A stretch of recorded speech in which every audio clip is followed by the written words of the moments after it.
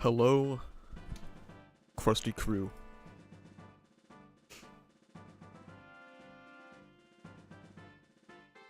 The season is changing, and boy, does it suck.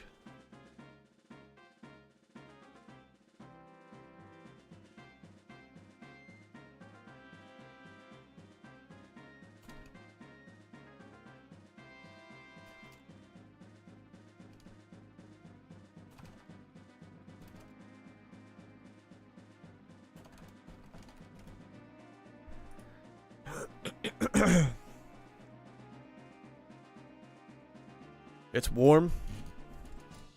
My allergies are going crazy.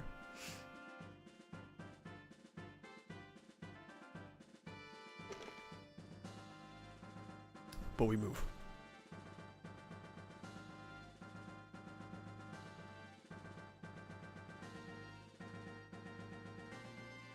Hello, fine people.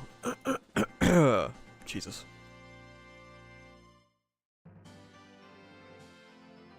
Spring sucks, man. It's probably like second worst season if you deep it.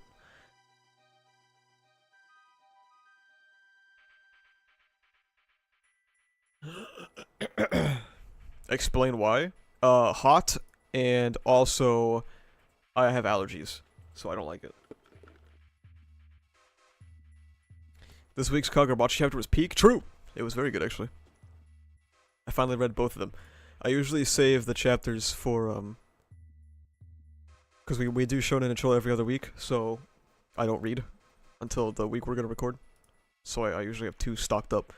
So I read them both back to back, and I had a very good time.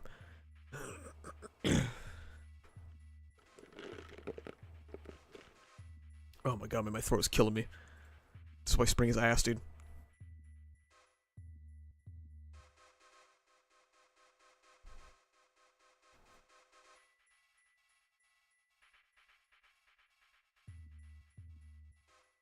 And the bugs, dude, there's so many bugs. Oh my god, spring is trash, man. Could be worse though, it could be summer.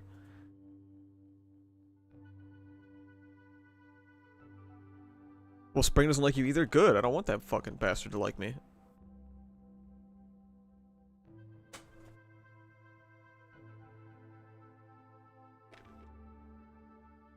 We're gonna find out Deku also had a dog that he loved, which will strengthen his and Shigaraki's parallel. Many people are saying this. How many volumes of Arcade do you think we have left? Probably like one or two. Hopefully not one. This is finally the Sero chapter, dude, if only. Hello, Dragon Gus.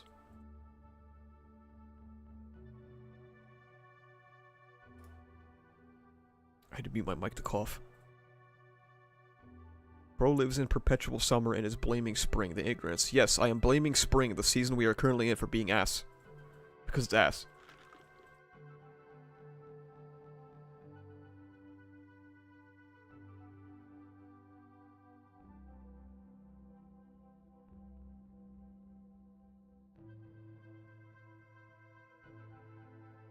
It's currently, 70 degrees, I think. Fahrenheit, it's like 21 Celsius. But if you're in the actual sunlight, dude, it's more like 30 Celsius or like 88 Fahrenheit or something like that. It's so brutal.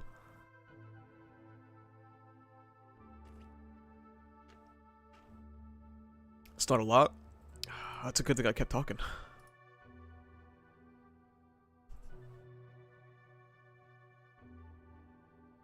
Sunshine every day, longer days, and no snow. Two of those things suck. Just so you know. I like it when it's dark. And I also... The sun hurts very badly.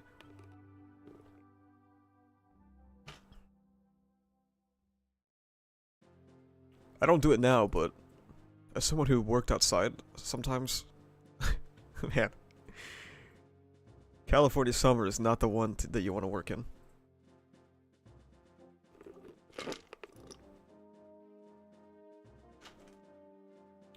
Hey, here's the cool thing about where I live, is that there's no snow, period.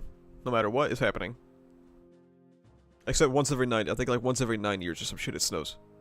It snowed last year, I think it was. Yeah. No, I think it was 2 years ago now. I don't remember.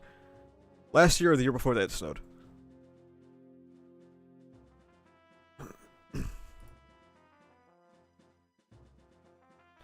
For those that don't know, the area I live in the summer gets up to usually. Last year wasn't so bad. We actually had a mild summer. It was only some 110 days, but most of the time it's like 115 peaks in the middle of the day, which is like 46 Celsius.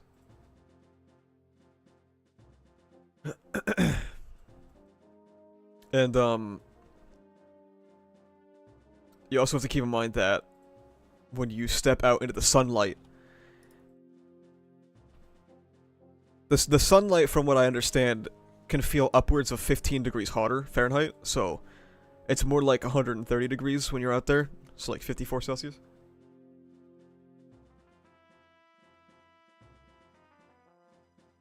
MHA, I thought this was a ReZero channel. Don't worry, we're working on it.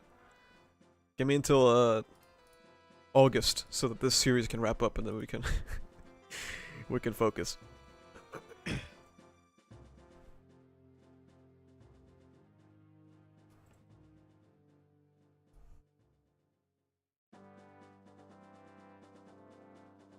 You know, I'm not gonna name names, but I was having a conversation with someone a few weeks ago.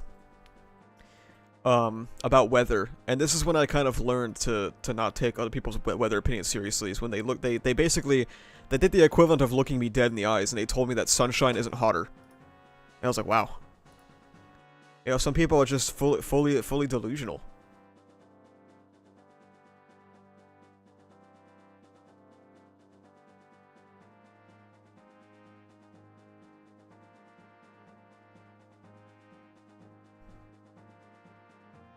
I got the script right here. It says MHA ends in 2 years after Hori takes a historic 18-month break in 5 chapters. Honestly, good for him. That'd be good. The sun is a figment of your imagination. It sounds like something Afu would say. They probably think climate change is myth too. Honestly, true. There's a difference between being in the sun and being out of the sun. Hey, tell that to him, alright? Because he didn't believe me.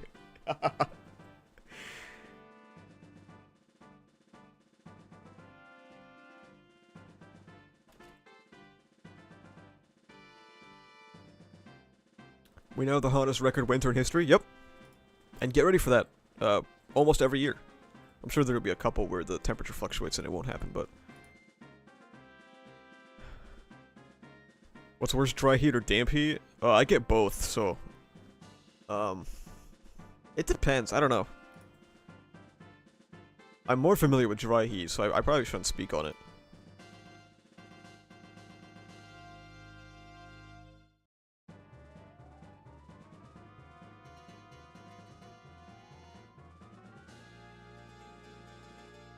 Thanks, Stink.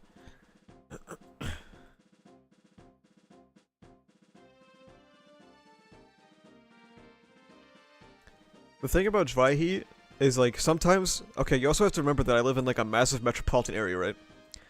So it's 115 degrees, but also you have, like, a concrete jungle surrounding you. Like, reflecting all that heat. Sometimes when you're walking down the street and it's 115...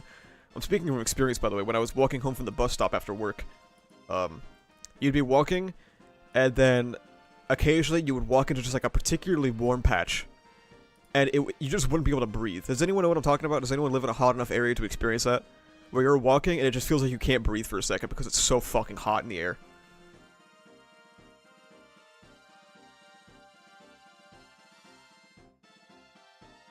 Yeah, it's terrible.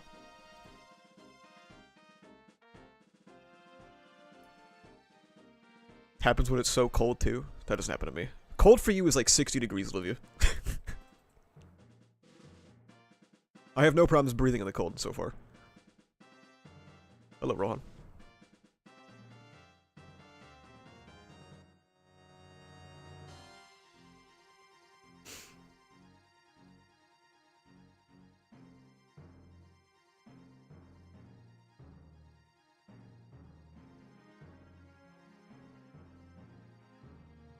When is Shonen and Chill new episode happening? I'm not gonna lie to you, dude. I don't know. We recorded it last week, so I don't know if Zen has a plan for it or what, but I'm just chilling personally.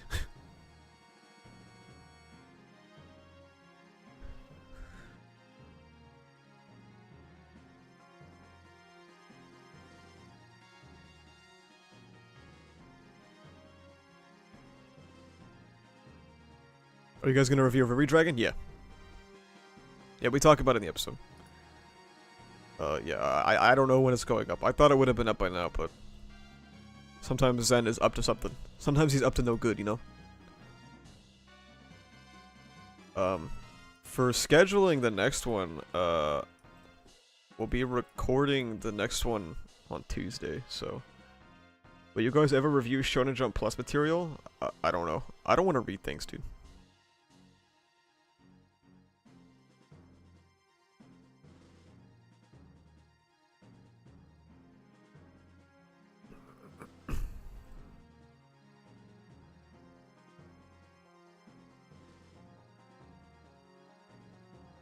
I will fall on my own sword before I read something. Or watch something. I was not born with the consumer gene, unfortunately.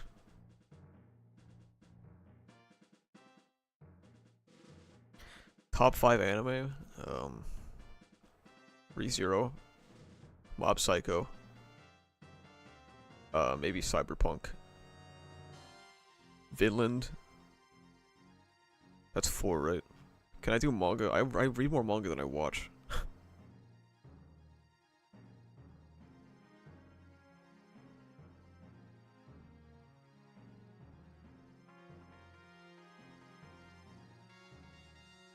Interesting hypothesis, Alex. That would be a good top 5.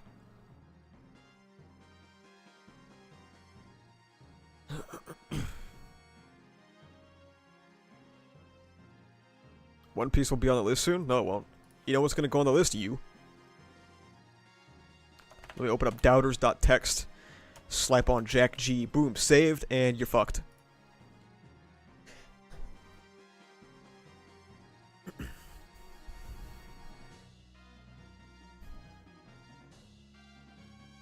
Me? Yeah. Say goodnight, buddy. What about Attack on Titan? It was fine.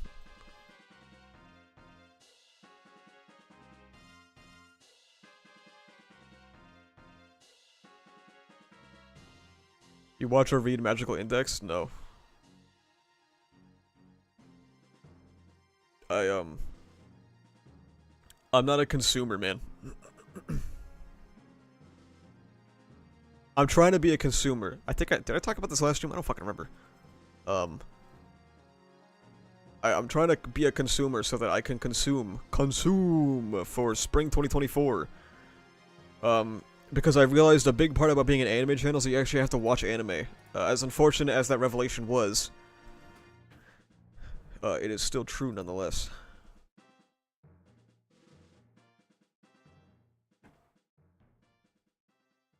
So spring is gonna be an era of consumption. Would you ever read the One Punch Man webcomic? I mean, I don't want to, but maybe, I don't know. Do a video about this obscure niche thing that I like? You know, maybe I will. I have no idea if ReZero will be this year or next year, but I hope that's better than Season 2. It'll be this year, trust me, okay?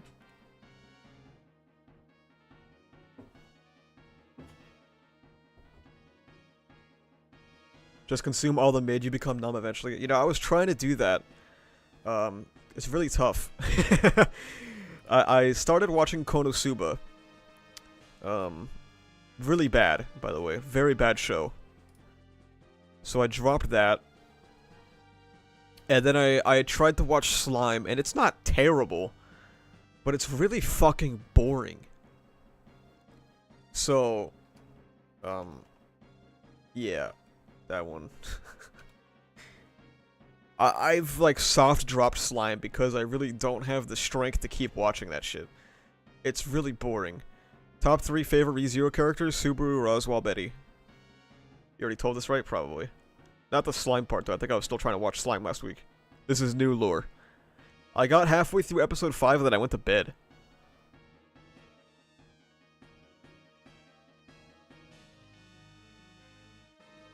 Konosuba comedy was good when I was 13 years old. Yeah, last year was an unfortunate year for you.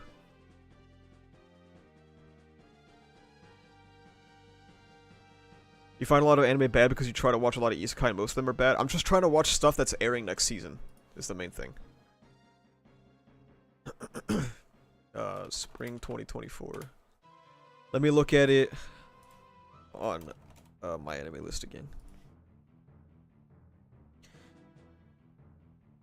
So, like, this is the shit that's airing next season. We have Konosuba dropped. Demon Slayer, yikes. Slime, boring. Mushoku Tensei, illegal. MHA Season 7, ass. Misfit of Demon King Academy 2 Part 2. I have never seen this, I don't know what this is. I will watch Kaiju No. 8, even though I didn't like the manga very much. The fuck even is this shit? Spice and Wolf, Merchant Meets the Wise Wolf. I haven't watched Spice and Wolf in a super long time. I watched it when I was, like, literally a child. So, like, I don't know if I'm gonna retain anything about this. Irregular at Magic High School Season 3. Like, what the fuck even is that? Laid Back Camp Season 3. It's all sequels to shit that I don't want to watch. Whisper Me a Love Song. Here you go. We can watch this, guys. There we go. You don't like Kaiju No. 8, why not? My biggest problem with Kaiju No. 8 was that I thought the base premise of the protagonist being a 30-year-old man was really interesting, but it didn't really feel like it never really felt like it lived up to that premise. It largely felt like he was still just a typical shonen protag, but in the skin and suit of a 30-year-old man.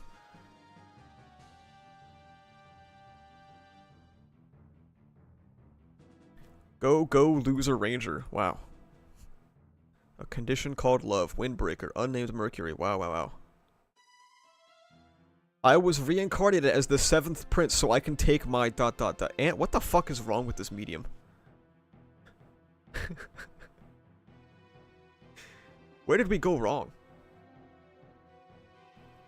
We will be watching Yozakura Family, though.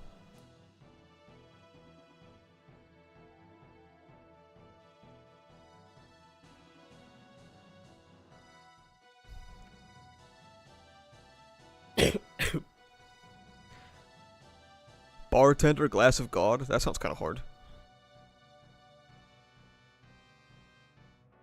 God's Game We Play? Is that gas? Oh, it's ecchi. Never mind.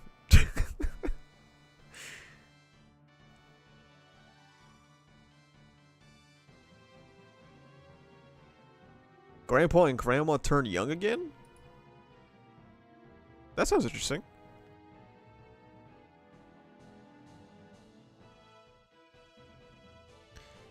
An Archdemon's Dilemma. How to love your elf bride. Huh? Like, this is the shit I'm working with, chat. Like, what am I supposed to do? Chilling in another world with level 2 super cheat powers. Fucking Afu Media, bro. What is this shit?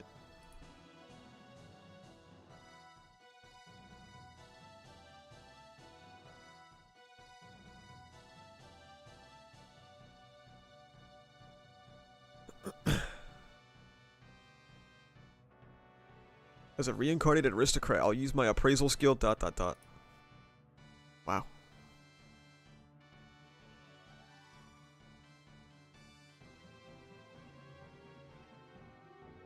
I'm sorry, Alfu. New season of Shadowverse? Yeah, I didn't know that Shadowverse was, like, actually a show. I played the card game back when it first came out, and it was cool. I didn't know, like, it became a whole, IP. Just make a video of shit you're interested in? Here's the issue, rereader, is if I make videos of shit I'm interested in, I'm never gonna go anywhere, because the shit I'm interested in, people don't care about. It's kind of the dilemma, right? There has to be some compromise where you have to make things that people actually want to watch.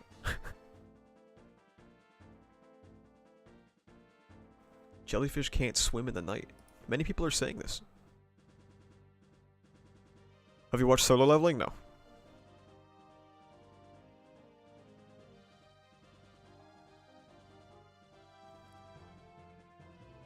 Wow, and to think that Moppet is going to watch all of these. That's crazy.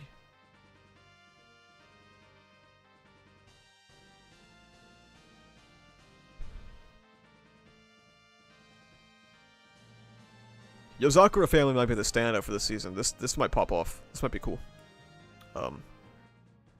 Everything else I'm super indifferent about.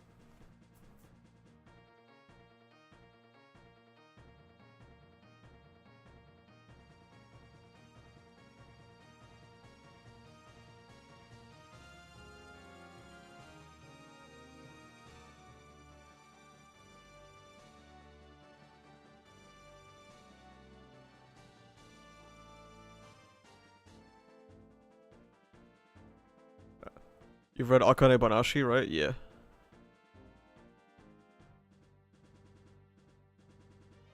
Moppet has to have a twin that shares a single consciousness, because what the fuck? I don't know. I mean, I imagine he doesn't watch everything, just most of it. Have you seen Invincible? Yeah. It was cool.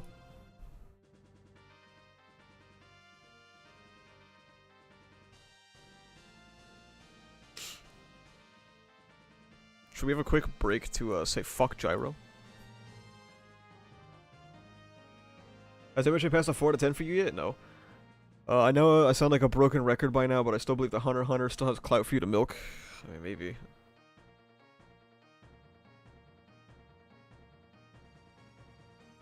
"9/11 guy. That wasn't even the worst of his crimes.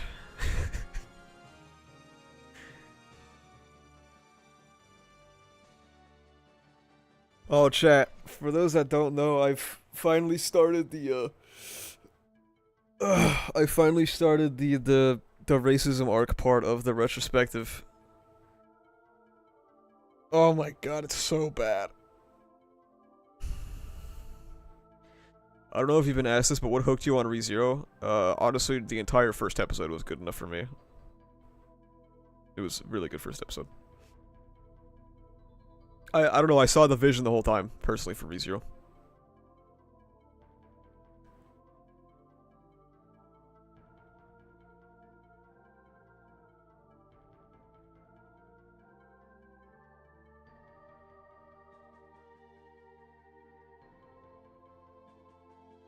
In your opinion, what do you think is the future for MHA? Do you think this will be the end of the whole series, or will there be more to come? There will always be more to come, but not necessarily from Hori.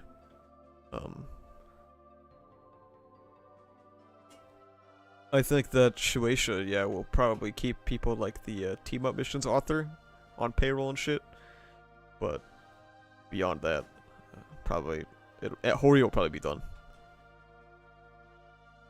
Are you having fun writing it? Yeah. I'm having fun sometimes. I'm not really excited to get to the Gigantomachia part because that's boring, but...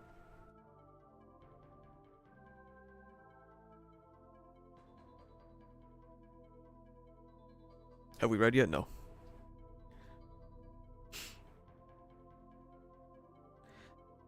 Like, I've said this a couple of times, this isn't like some hate statement. I think when MHA ends Horikoshi, should just stop.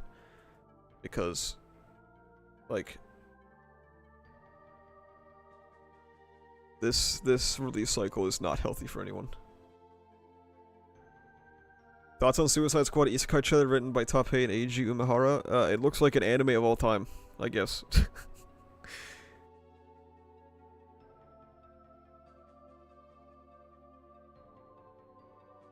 We will be watching, question mark?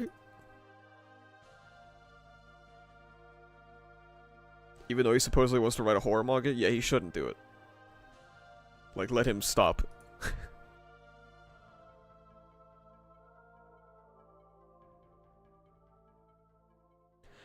In terms of the Suicide Squad Isekai, I really don't give a shit about, like, DC stuff or Marvel. I don't really give a shit that much about superhero media, so like I don't know the baseline. Like I saw one of my Twitter mutuals, Gourmet of Gluttony, write like a whole thing about how it kind of looks ass because he's experienced with what's it called? Like DC stuff, but I don't really care, so.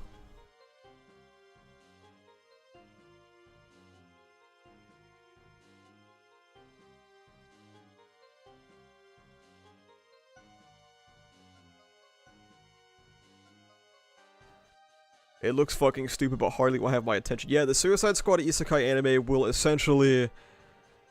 It'll essentially just be Harley Quinn the anime, probably, if I had to guess.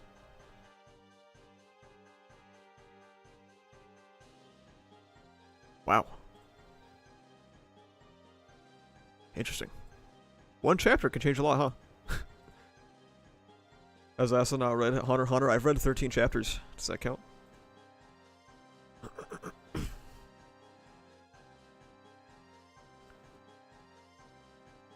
I haven't read the chapter yet. What happened? So Sero came down into Shigaraki's core to tape up the house so that his core could stay strong.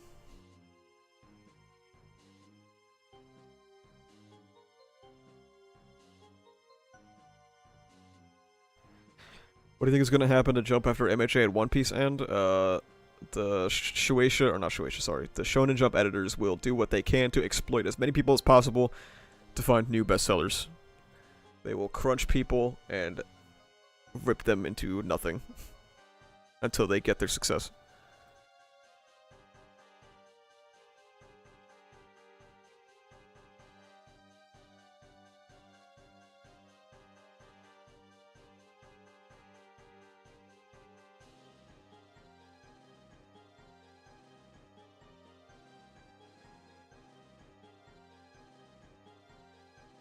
They're moving half the roster from Jump Plus to Weekly Shonen Jump. I mean, I've said it before, but just a Jump just shouldn't exist anymore. Whatever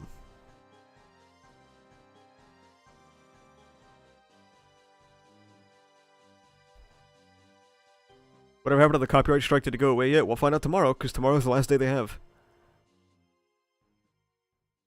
What don't you like about Oshi no Ko? Did I mention Oshi no Ko? Like today at all? Have I mentioned Oshi no Ko in weeks?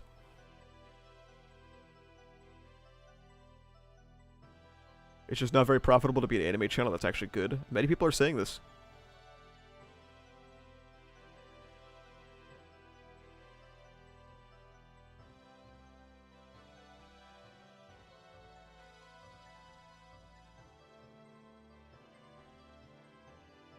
Oshi no Ko is a story that I think its like premise is itself just like silly as fuck. I feel like this, like, obviously it would have to be reworked so massively that this is probably just like a weird criticism of a lot of people, but I think the reincarnation of Oshi no Ko is like so fucking weird. It feels so weird and out of place, and it almost like, as we are currently seeing now with Twitter discourse, it seems like just a way for a very strange relationship to occur that I am not comfortable with.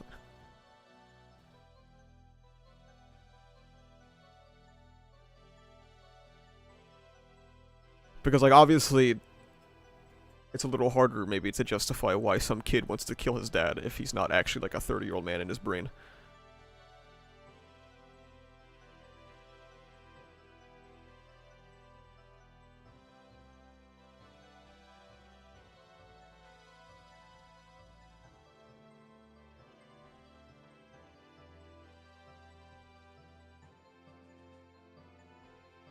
Oshi no Ko's the Kaguya guy? Yeah.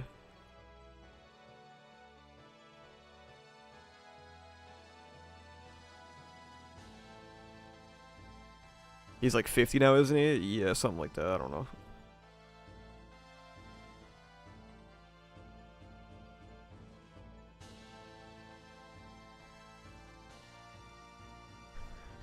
And I mean, ultimately, it, like, I guess it just depends on, how that subplot is executed.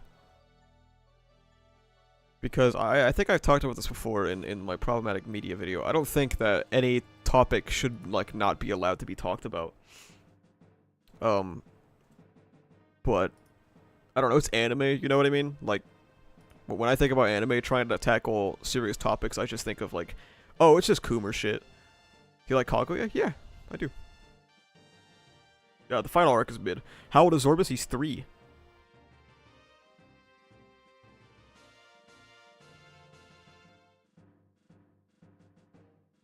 Where is he? I don't know where he is. Oh. He's sleeping in his condo. He's chilling. He's a sleepy boy.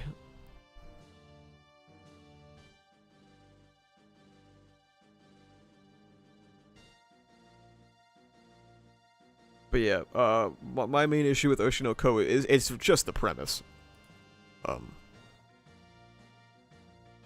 Like, the reincarnation shit just makes the whole plot feel so strange. He has a condo? Yeah, his cat tree has a condo.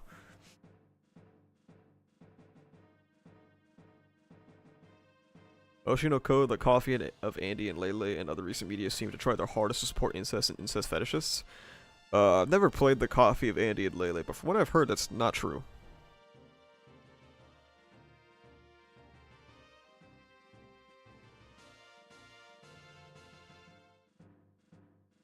Do you have a favorite mangaka? Whoever the fuck writes Kagurabachi, he's the GOAT.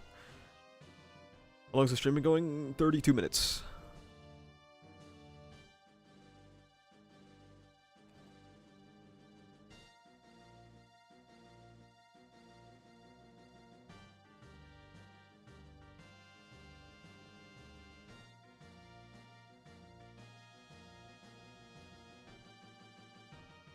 Obviously, like, there's things I've liked about Oshi no Ko, because obviously I made a video about it because I thought it was cool.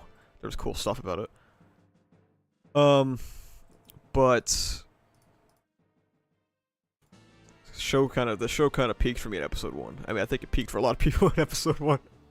Will we ever get Kagurabachi live reaction after MHA is over? I mean, it really depends. Tomorrow we're gonna find out what's gonna happen in my copyright strike.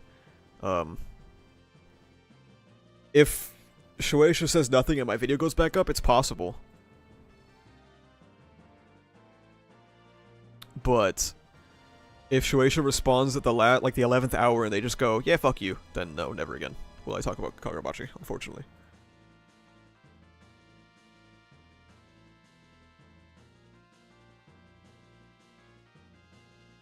We got another 30 minutes of yapping and we'll eventually talk about MHA, then more yapping. True.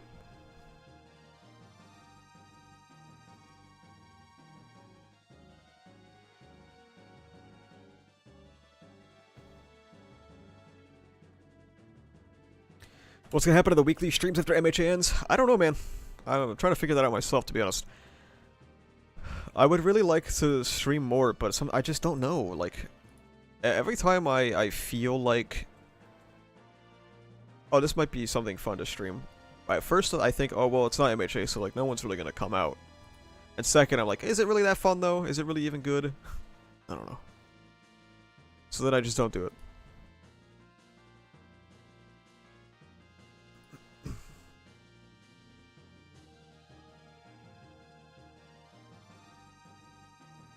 ReZero episode release streams? Yes, that will definitely be happening.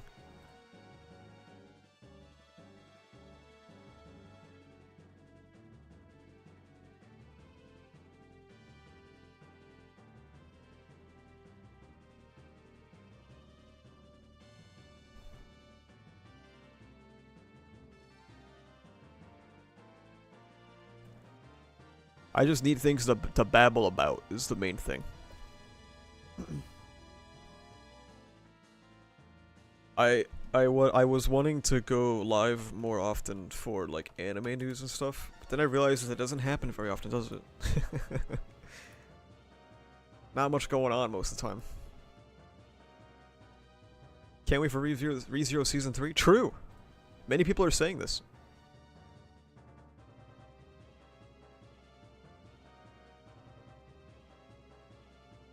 Did I miss the reading? No. We're doing our customary 17 hours of yap. Should have streamed the Anime Awards. That shit was at like... Wasn't it like 2 in the morning or something? I don't remember. This week's news. Jump X is another series. Yep. Do more shit like the MHA questionnaire you had once done. That was like one of my worst viewed streams ever. Collab with any other anime tubers? I only know Yozakura fam... Or not Yozakura sensei. I don't really know anybody else, dude. What are the X? Nothing yet, but Mama Yuyu probably. I wonder if you'll actually read One Piece if ReZero Season 3 doesn't come out this year? Yes, I will. Can we go over my thread? We will, yeah.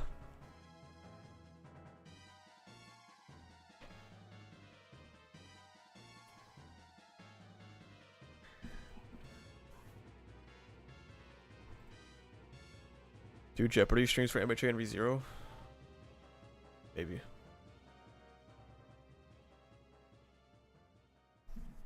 Here's the issue with... Look.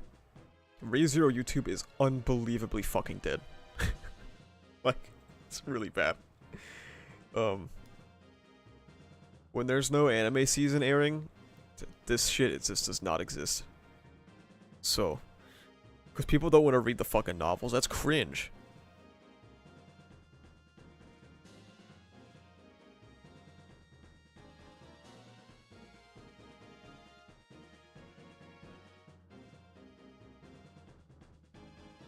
So like when I stream ReZero, I get like maybe half of my viewership.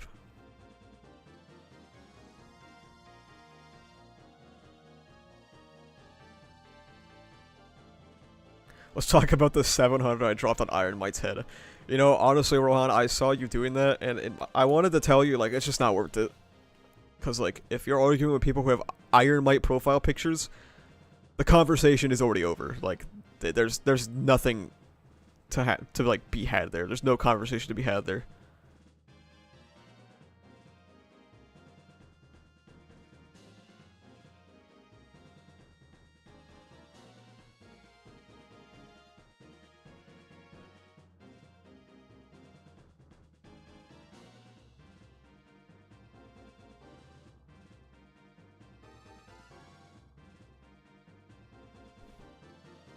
The brick wall is too sturdy for any sledgehammer. Yeah, there's nothing.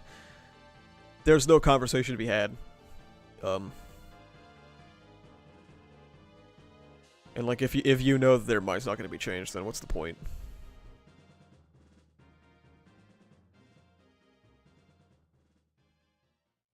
There's a large subsect.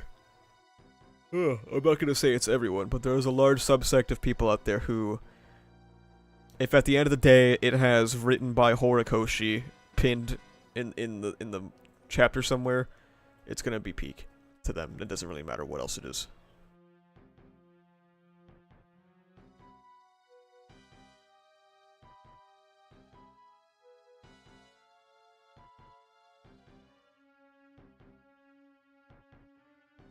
It's not an MHA exclusive thing, it's just how some people consume.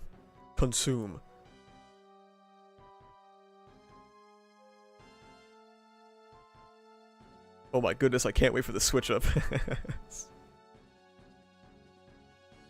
Yes, when Toga is revealed to be alive, it will be the funniest fucking day of my life.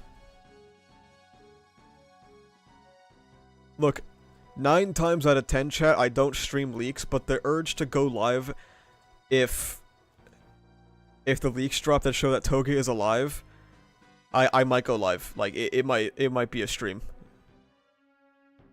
People think she's dead? Yes. Many.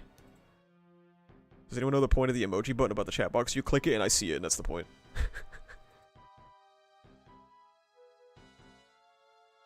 Have you thought about making a video on what makes some anime mainstream? No, because I don't know. People like it, I don't know.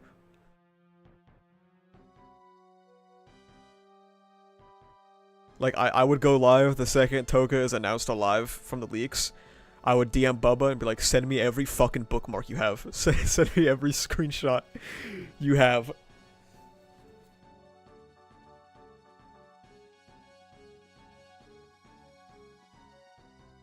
People will be deactivating. People will be switching up going, actually, she should have lived, yeah. Yeah. Now that Horikoshi did it, I think it was right.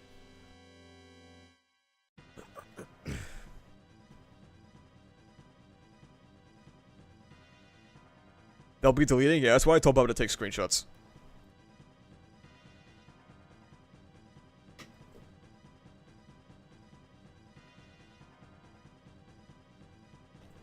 No matter what, MHA's ending will be very funny.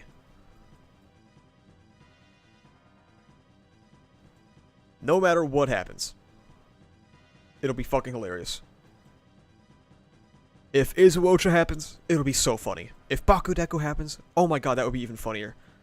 If Toga's alive or dead, it's hysterical. If Deku ends up quirkless, it's so funny. If Deku dies at the end, oh my god, it's hysterical.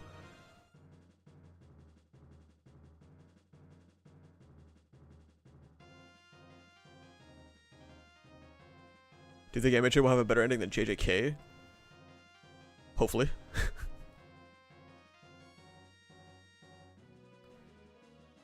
No matter what, chat. We will be laughing. That's all that matters. We took inspiration from Shigaraki, okay? No matter what, we will still be smiling at the end. Because somebody will be extremely pissed off.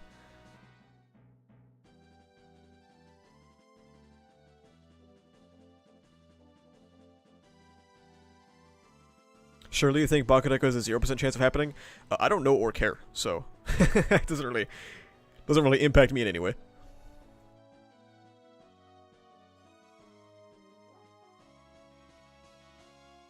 How many chapters do you reckon we have left? Probably like a volume and a half.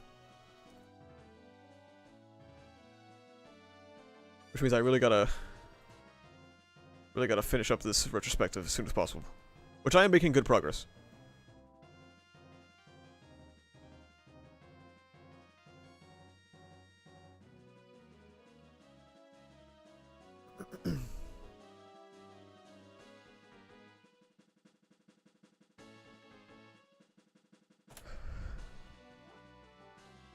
Let me see. Retrospective. Let me open this up real quick.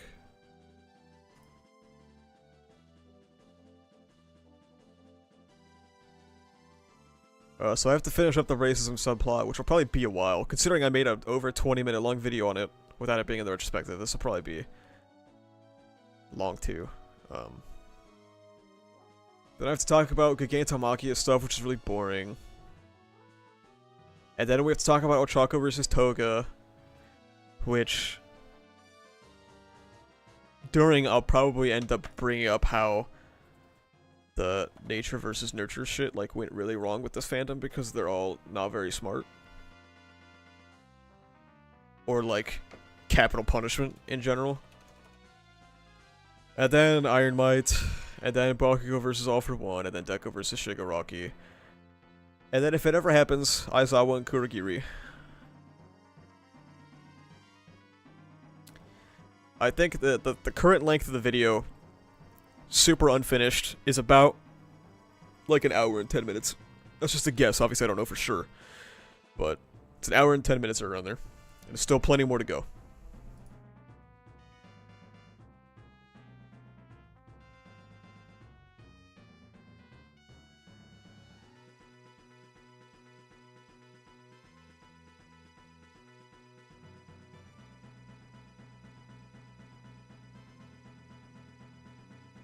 Man, that Aizawa Kurogiri subplot sure was something. Yeah.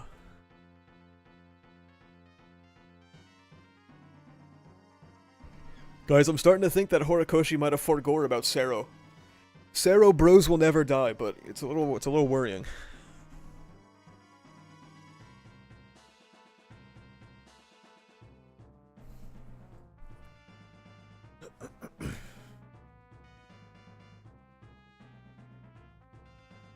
How will the Aizawa Kurogiri stuff happen without fucking up the pacing? It just will.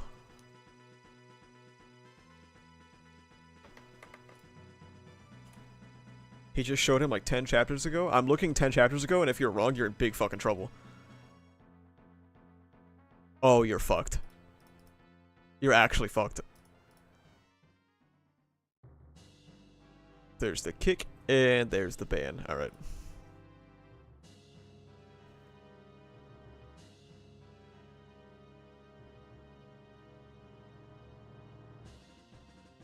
.402? Okay, let's see. The Toga versus Ochako part seems like it's on standby since Toga is still currently ambiguous, though. I mean, the way the retrospective works is that it talks about things as if they're still happening, like as if they just aired, you know what I mean? And then we talk about the ramifications of future events later. So, like, if Toga is alive or whatever, that would be addressed in the epilogue section, which would probably be like the second to last part of the video.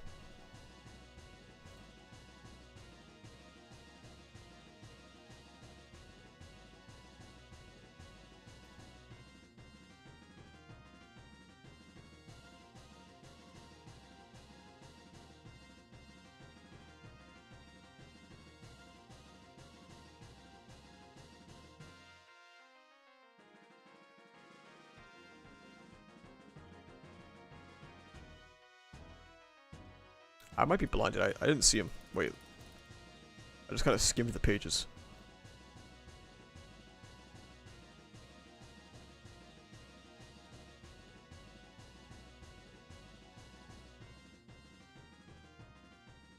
Did you say you were doing an MHA rewrite? No, absolutely not.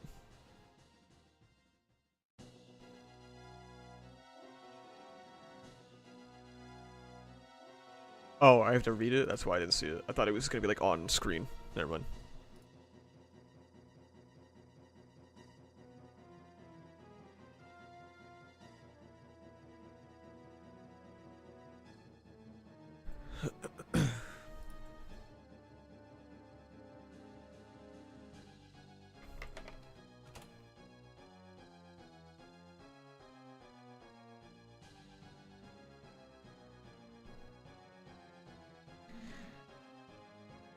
I am not in the market of ever doing a rewrite. It's not something I'm interested in.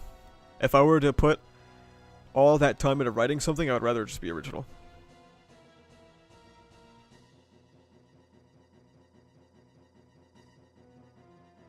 Will you do a final MHA character tier list after the manga is done to complete the trilogy? Absolutely, yes, I will. Or read the chapter and then the thread, yes.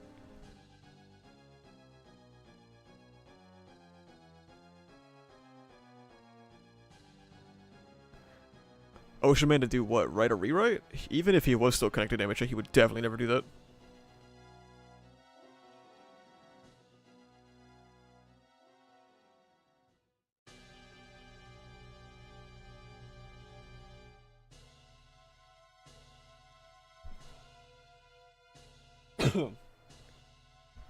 But yeah, if I wanted to...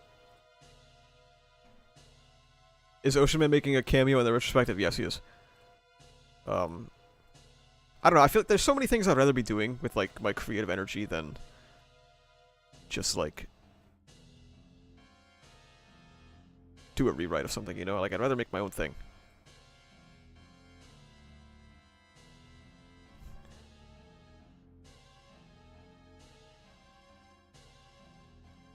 Like what I've been doing the past couple days. I've just been making this. Look at that, you got a little head bob going on. Door openable, door closable. Holy shit, that's crazy.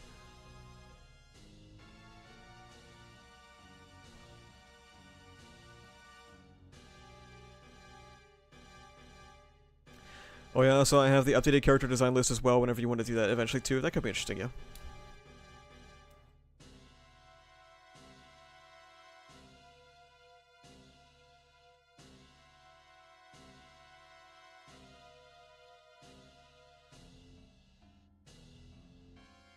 Deku might be the first MC to avoid the shonen dad haircut. Hey, don't count him out yet, alright?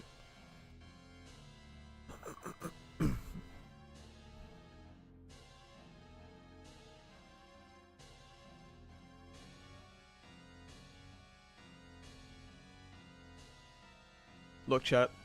All I know about MHA's ending is this, okay? I need you guys to watch ReZero so that we can still do these streams for, like, the episodes and stuff for Season 3. Alright? That's why you guys need to watch ReZero. It's so that these streams can still exist. Now, I'm not gonna ask you to read. I'm not gonna ask you to read. I know that's asking too much, okay? I understand that. I'm just asking just to watch. It's the endeavor, just watch me.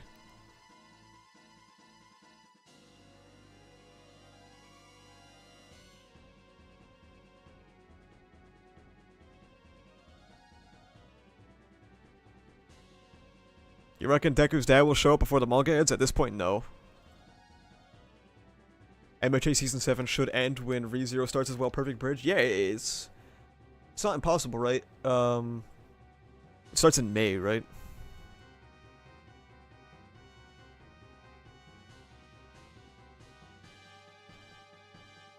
So let's see, there's 4, 8... Yeah, it's super likely, actually. Or it's super likely that it's, like, about to wrap up. And then ReZero starts.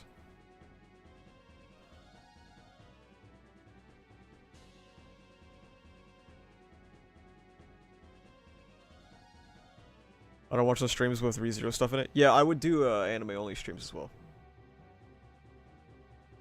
Like, I feel like I've talked about this before, but, like, the weird thing about talking, like, the difference between ReZero and MHA, right, is when you talk about MHA, because it's a manga, you can talk about, just, like, shit, like, that happens in the source material, and people are just gonna know.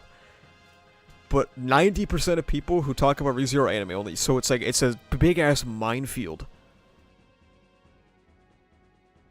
to navigate those discussions.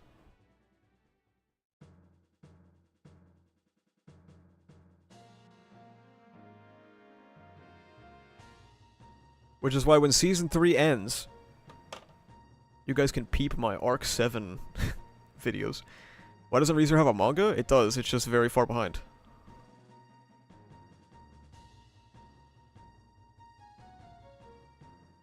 I remember being enthralled by like the first 5 episodes of ReZero. I promised to finish it this year. You better. Sorry, Rin, I'm waiting for... I'm waiting for the bot to update.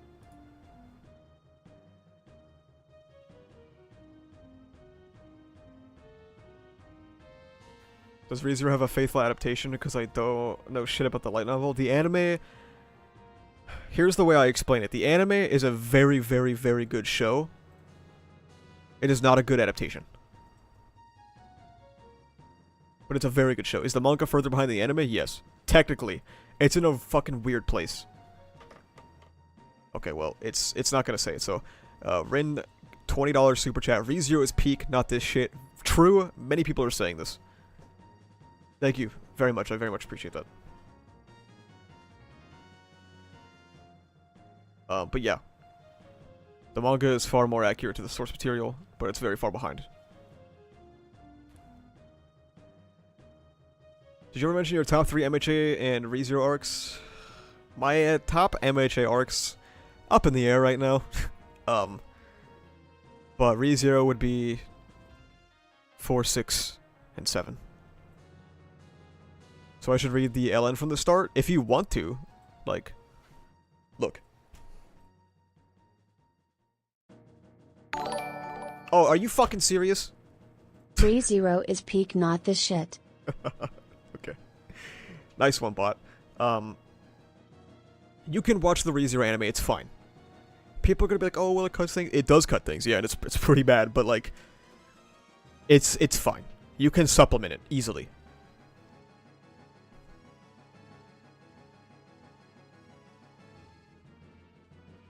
So if you want to watch the anime, that's totally fine. If you want to read from the light novel, that's better. The manga is also fine. The main issue with the manga is that the artist changes every arc. So, like, sometimes you'll get an artist in an arc and you'll be like, wow, that's tough. That's not very good art, like arc 3. But then you'll get arc 4, which is superb. Is it okay to read the manga for ReZero instead of the LN until arc 4 and still be called not an anime only? I mean, I guess, yeah. Because at least you know about Al, so... What more can a man ask for? Asa would thrive if he lived in Europe? True.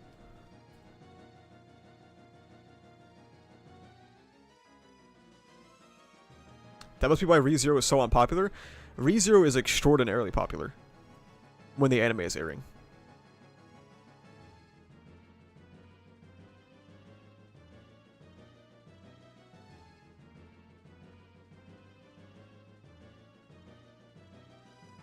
About how far through the story do you think ReZero light novel is? Well, we're in arc 8 out of 12, so... I mean, you can just plug that into the math machine real quick, and that's 66% of the way through.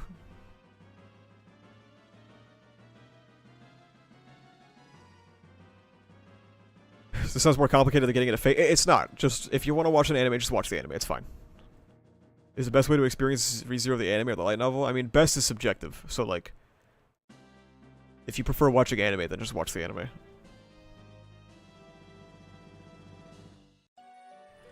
The biggest kryptonite for ReZero are all the ReZero fans going like, okay, you have to read this arc, and then you have to stop halfway through to pick up this side story that was printed on the back of a towel in 1985. And then you can pick the anime, like, no, shut up, dude, just watch it, it's fine.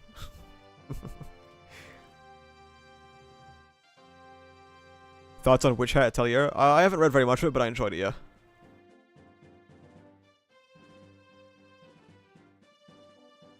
How long do you think it will take for the anime to adapt all of ReZero? Oh, Jesus. Apparently a long fucking time.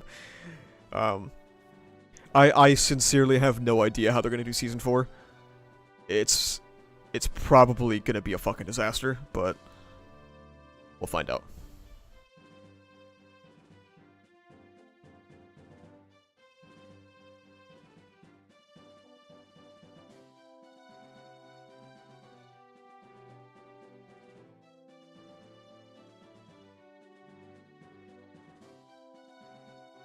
Season 4, the most I can say about Season 4 of ReZero without spoiling everything is that the scale of Season 4 is fucking massive. It has multiple plot lines that are built up in multiple side volumes that come to a climax in the main story, that if you don't adapt the side content, it's gonna be, it's gonna be the same, oh god. The same issue that the Kurogiri reveal had in MHA, and that it's okay, but if you read the side material, it hits way harder. So, like, that's going to be a big issue for Season 4. Season 4 also has some of the largest scale battles I've seen in a long time. Don't really know how they're going to pull that one off. Like, okay, you guys know how we were talking about how Bones is finished because of the final war? It has, like, multiple person combat with big set pieces and scale, like, big, like, giant scale battles. That's, like, every fight in Season 4. Like, all the time. So I don't know how they're gonna do that.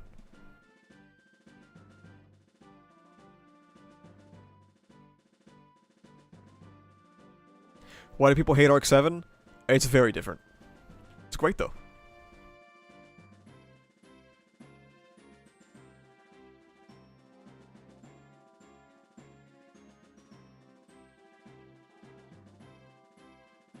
Green grass and blue sky. How do you think the anime is going to tell the audience owls from Earth? It'll probably... the worst case is that it's just a flashback. The best case is that they make an entirely new scene of it. Because, can you imagine Subaru just, like, has a flashback? To just, like, oh yeah, this guy's from Japan too, duh! Like, that's so stupid. I just think it would be neat if Redacted did the Maharaga.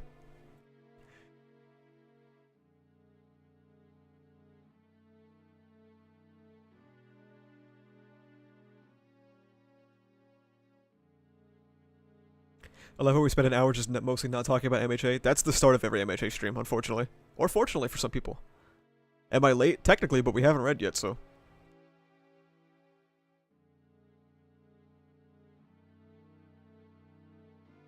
Thoughts on Boruto? Never peeped. And never will, probably. I know Zen wanted me to... Not, like, actually wanted me to, but he was considering having us read Boruto for Shonen and Chill. And he said that he didn't want me to read any of what came before, he just wants me to start on the most recent chapter and just, like... just, like, fill in the blanks, you know?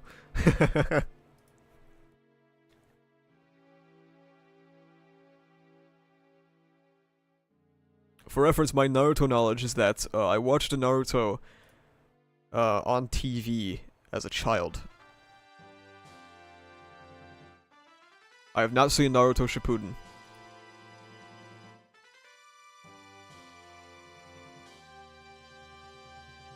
Thoughts on Korean manhwa? Yeah, I no thoughts at all. Child? Yes. I was a child when it aired on TV, because this was the early 2000s.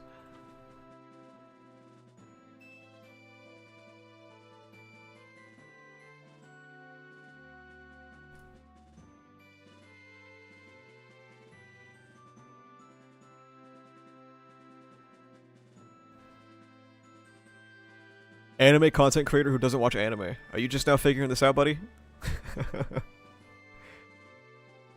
No, I haven't read it yet, bro.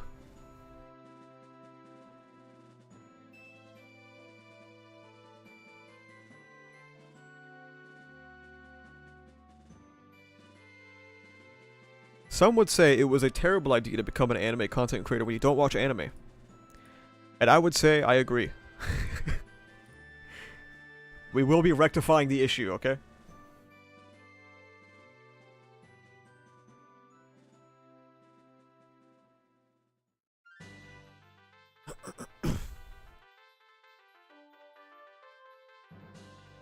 Chat, I'm thirsty. As a gaming student, I did make a second channel that I wanted to do with games, but I haven't done anything yet because I'm working on this channel too much, so I haven't gotten to it. If you don't watch anime, then what the fuck do you do? I'm an amateur astronomer. I watch live action stuff. I play video games. And I have my life that I live with my friends and my family. Bad stars, yes.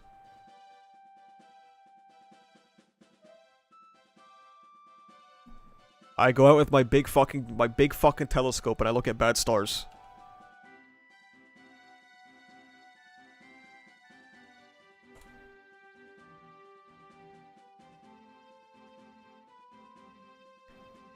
If you guys are curious, this is the telescope that I have. I have an Orion SkyQuest XT10. It's a 10-inch Dobsonian. It is very big. It's this tall. And it weighs 50 pounds.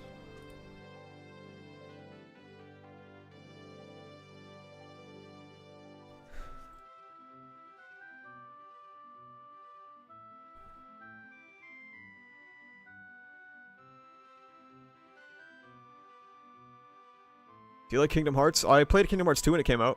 That's about it. You should play Pokemon? I don't like Pokemon. We should get a live-action adaptation of Zorbus directed by the Avatar people. Wow. PC or console? PC. I do know. I have not owned a console since the Wii. It looks like a pipe bomb. True.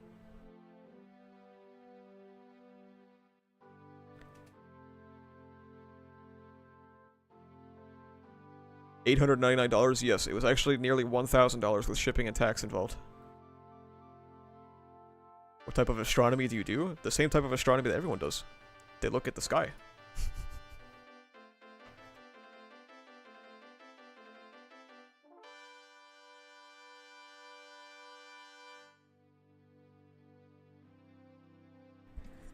I'm telling you guys. If you ever have the chance to use a telescope in your life, look at Saturn, okay? Saturn will be up in multiple months. I think like 6 months it'll come back out over the horizon. On the eastern horizon, Saturn will be rising. Most beautiful fucking thing you can ever see. 100%. I mean it with all of my heart and fucking soul. The current downside is that the rings are currently facing us, so you don't really get a good look at the depth of the rings. So if you wait 2 years, you'll be able to see it. Isn't Saturn just a dot in the sky? Well, you see Afu, that's why you get a big fucking telescope and you look at it. Bro's a stargazer IRL, true.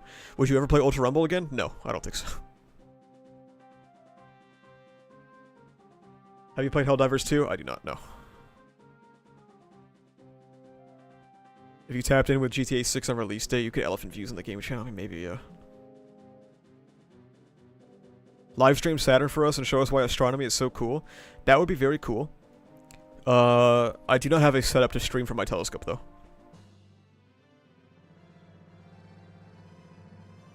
Do you watch those Black Air Force energy videos, or do you not know about that? I don't know what those are.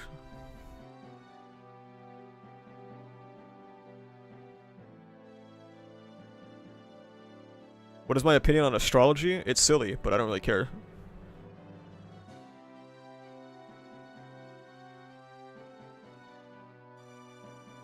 If I ever stargaze under an unpolluted sky, I might shed a tear. It's genuinely beautiful, dude. Like, going out and seeing the Milky Way for the first time is another unprecedented experience. Like, looking up and saying, oh, that's just the galaxy we live in. There it is. That's fucking so cool, man. Do you listen to music while stargazing or not? No, I do not.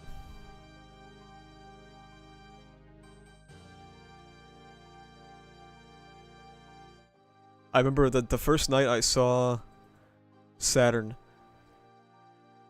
I stayed up till like 4 in the morning because there's a tree on my balcony that blocks the view of the eastern sky, so I had to wait hours for it to get unblocked. And then I finally saw it, and I finally pointed at it, and I was just dumbfounded, dude. Like, actually a life-changing experience. It's so beautiful.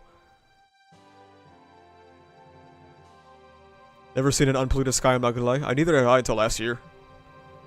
It's incredible. Did we read the chapter? No.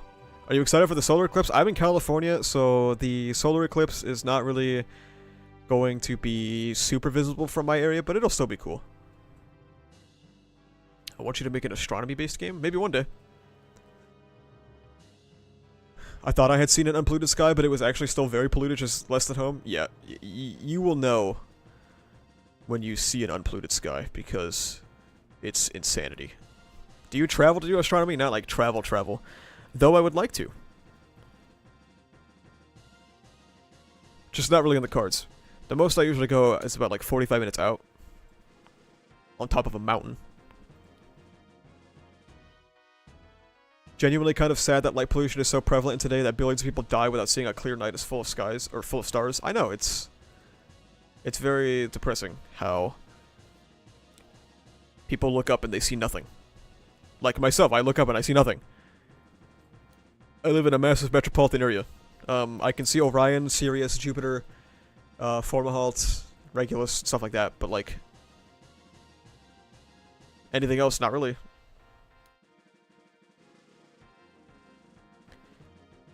Like, you should have seen my, like, when I went to go see Andromeda, when I was looking for Andromeda where I live, it took a while because I have no stars to hop from. I just had to, fuck it, we ball, point my telescope somewhere in the sky and be like, yeah, Andromeda should be about here. I did get it right, though, which I was very impressed by. I got it right the first try.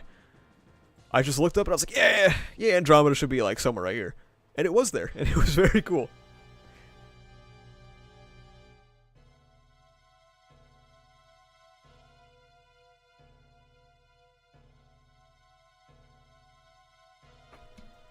Seeing Andromeda, I looked at Andromeda once where I live, and I looked at Andromeda once when I went to the middle of nowhere.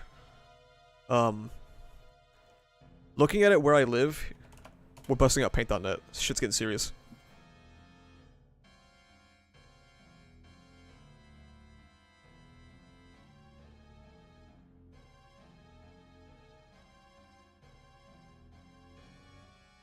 Let's see, layers, effects, blurs, Gaussian blur. So like, when you see Andromeda, it looks just like this. Which, maybe it sounds lame, right? To somebody who doesn't know. But what you're looking at is an entire different galaxy that is multiple millions of light years away.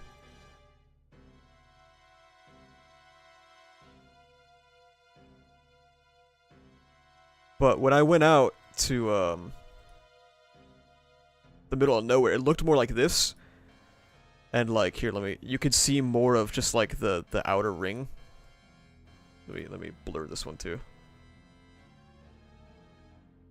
So it looked super fucking sick.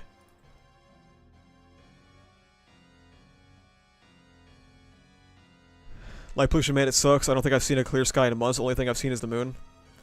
Aiden, if you go out tonight, like, fresh after sunset, so like at like 8 or 9 p.m., You look straight up, kind of closer to the western horizon now, there's going to be a really bright star. That's Jupiter. You can see it no matter where you are. Is seeing a sky without any pollution really that life-changing? It can be. Depends on the person, I guess.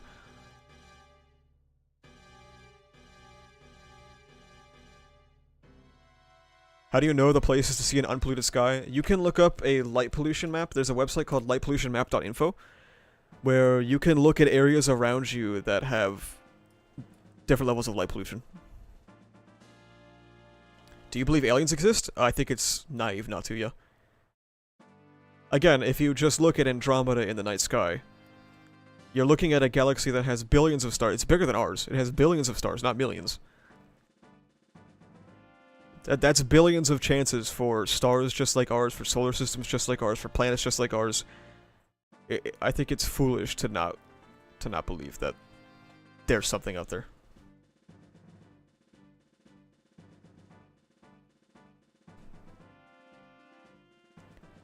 I have billions of stars too, by the way. False.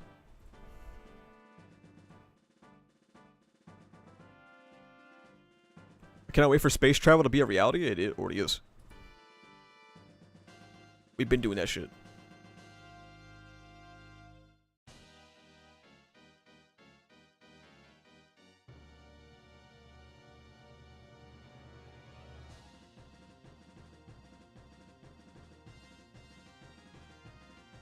Do you believe the moon landing is fake or real? Real. Do you think aliens have come to Earth? Absolutely not. Or, like, if they have, it's... like, the chance of it is so unbelievably small.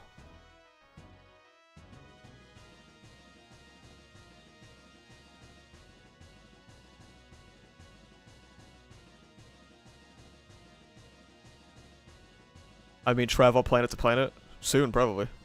Do you believe that if we met aliens, they would automatically try to kill us? I don't think so, no.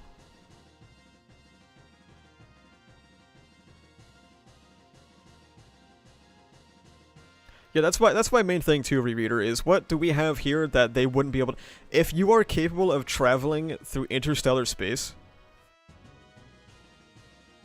If you are capable of traveling to different galaxies or solar systems, why the fuck would you go to Earth? When the chances of you either finding more resources elsewhere or finding other intelligent life elsewhere is so much drastically higher.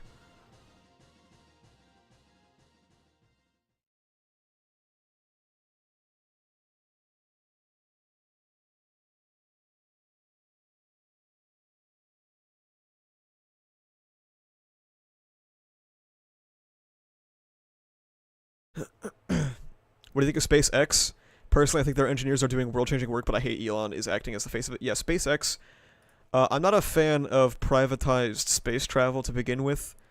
I think private industry being involved in space is probably a net negative. However, on the other hand, SpaceX has indeed done great things for space travel. Like, they have reduced the cost of getting to orbit substantially. And, like, it's just inarguable, at that point, at least. The people who work at SpaceX are very talented. Elon's a cocksucker, yeah.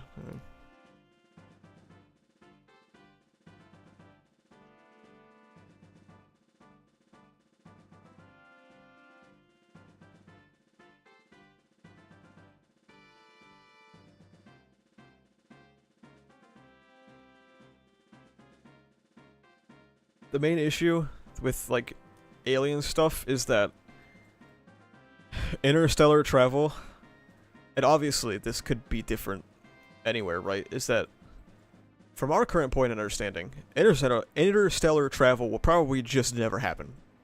Like,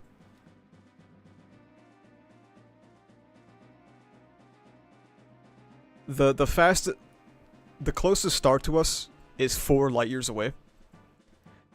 And with our current technology, I think that would take like 20 years to get to or something like that. Using like solar sails.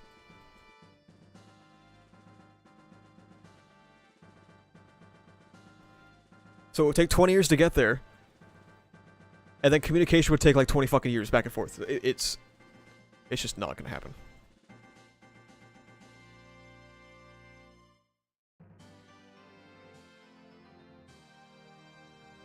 The hell is a solar sail? So, solar sails are sails, obviously, that you basically use to propel spacecraft. So basically, what the plan was to get to Alpha Centauri, which is the star that is 4 light years away, is that they would fire a fucking laser beam at the solar sail to propel it so that it could go extremely fast and get there within 20 years.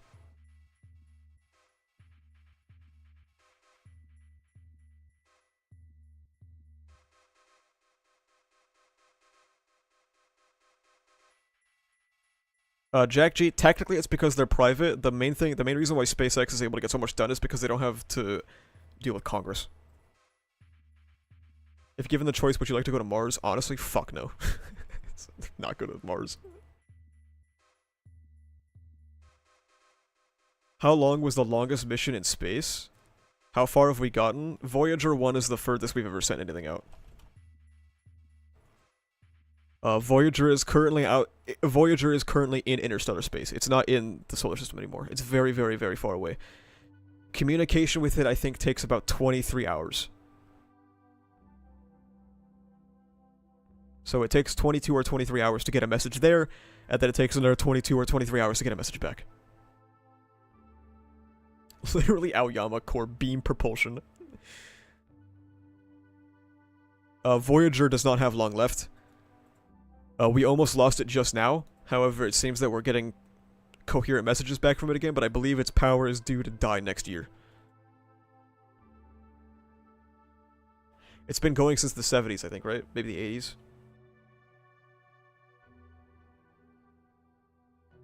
Saturn's moons. Chat. Just like how I'm confident that ReZero Season 3 is releasing in 2024. I have insane Enceladus stocks, okay? If we're gonna find life anywhere else in this solar system, it's gonna be Enceladus. 100%. Not only have we found every precursor to life on this moon, it's geologically active, and it has subsurface oceans that could be kept warm by the geological activity, and there could be, like, microbial life in those oceans. I'm an Enceladus believer.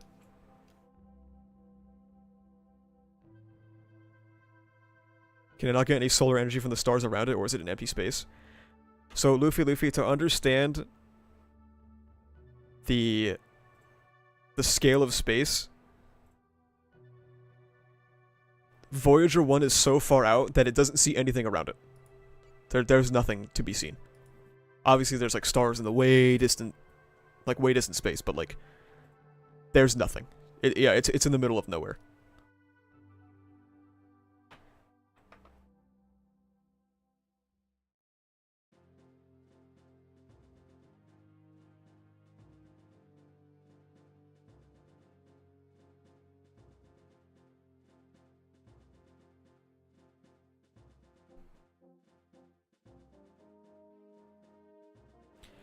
Why there's so many people, even politicians, who believe global warming doesn't exist? Well, it's kind of counterintuitive for them to believe it exists, because then they don't get...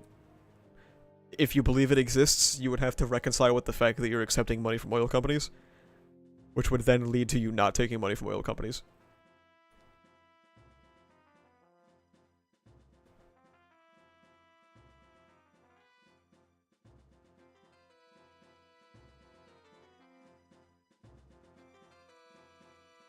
Is it bigger than our moon? I don't think so, but I'm not positive.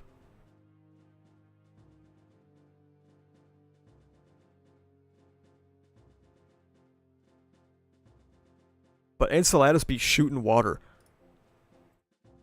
It's a cool thing it does. It shoots water. Just out. What was the last movie you saw? I watched The Martian, and it was good. I liked it. Thought it was silly and fun.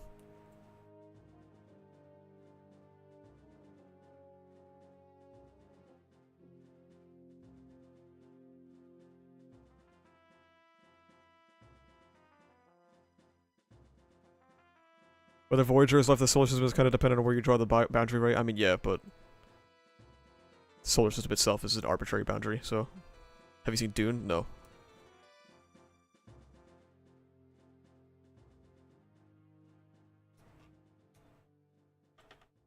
Y'all stay on that side when they find microbial life on Enceladus, alright? You thinking tiny organisms are actual fish aliens? Tiny organisms, yeah.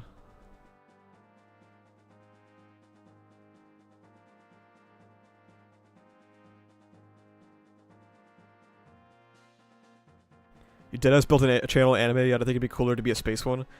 I don't think anyone really cares about what I have to say about space, because I'm not like a scientist. Dude, check this. Oh my god. Space is so fucking cool. Enceladus in parallel with Saturn's rings.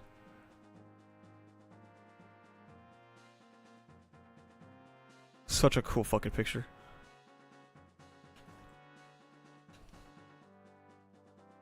Have we read the chapter yet? No.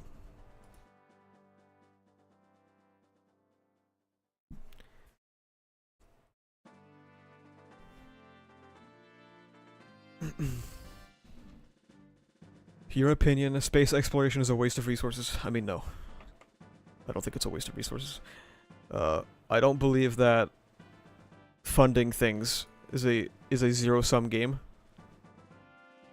It's not as if, like, oh, if NASA didn't get money, then, like, suddenly America would be good. If NASA didn't get money, it would probably just go to the defense budget. So, the thing with, like, space exploration is that when you want to go somewhere that is really fucking hard to go to, and this isn't a space-exclusive thing, this is just a human history thing, you encounter a lot of hurdles in technological development that you have to overcome. So, like, if we wanted to go to Mars, wow, that's really fucking hard. How do we do that? We come up with a lot of technological solutions to get to Mars, and a lot of times, that those technological developments end up benefiting those on Earth. Also, thanks to our cool and based space program, we're learning a lot about how Earth's climate formed. We recently discovered, I mean, it's one of those things that's, like, obvious when you hear about it, but, like, I didn't think about it until it was discovered a couple weeks ago. Mars is very influential on Earth's climate because Mars's gravity tugs us. Gives us a little tug.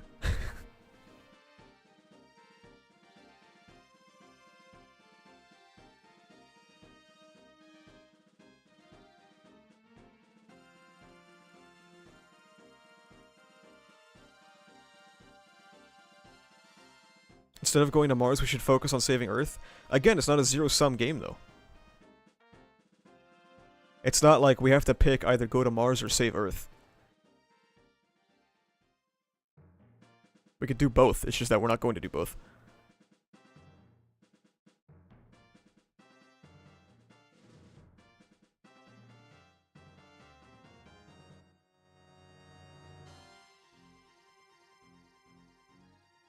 Wait, really? That's weird? Yeah, so, like, Mars's gravitational pull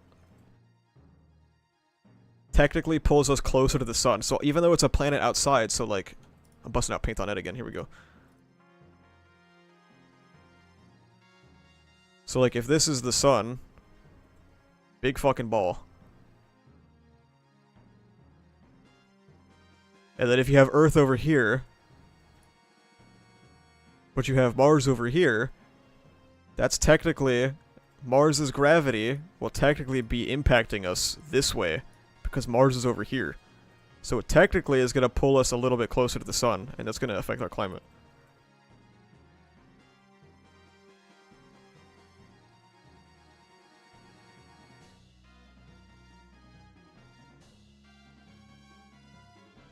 I also agree with Luffy. Yeah, I think humans will always have a desire to explore and, like, find out where we came from. Does it pull away then too? Yeah.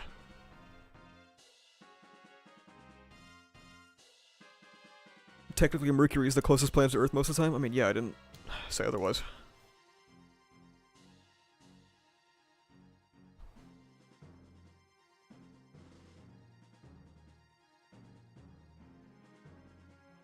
I'll be honest with you, Chief, you should really expand your channel and talk about this stuff. It's interesting. Like I said, I just don't think anyone would really care about what I have to say about it, because I'm not, like... I'm not a fucking scientist.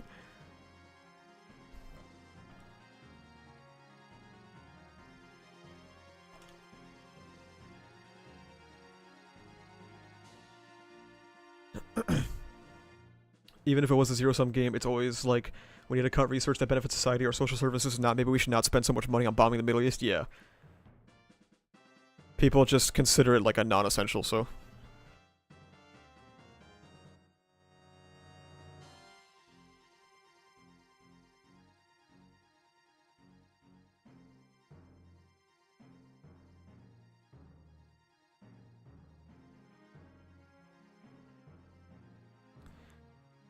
I don't understand what the universe is expanding into. Does it involve other dimensions? I mean, if you had the answer to that, then you would probably be, like, written down in history, but... as far as we know, it's expanding into nothing. Realistically, we don't know. It's just doing it.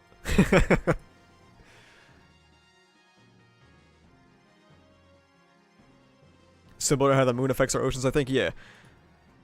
It's the same way that, like, if a single planet in the solar system just disappeared, we have no idea what the fuck would happen. Well, I mean, we could probably model it, but, like... it would be disastrous.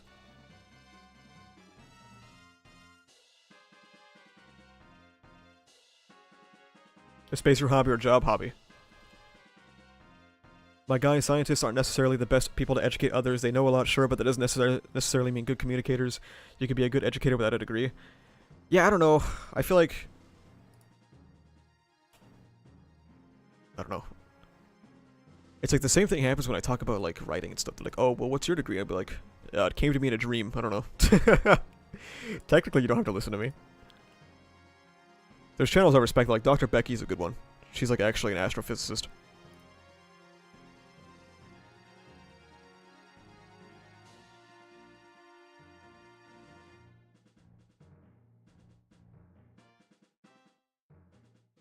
Should I get a drink and then start the chapter, chat?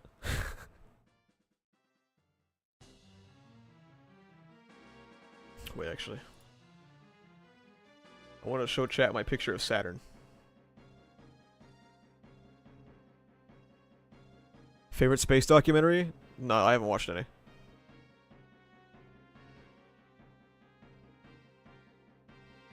This is the picture of Saturn I took with my phone. Very cool. It looks cooler in person. But Saturn is fucking awesome. You could kind of see it, the division of the rings here with my phone camera.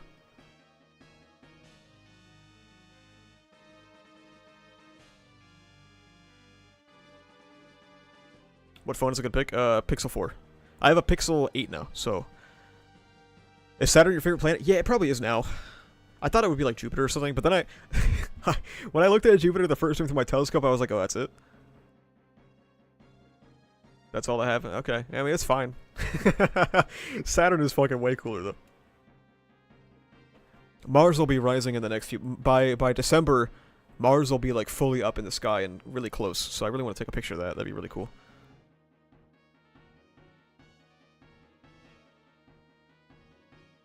It's got a fucking ring. I mean, Jupiter has a ring too, which is not very visible. Saturn's ring is way cooler, of course.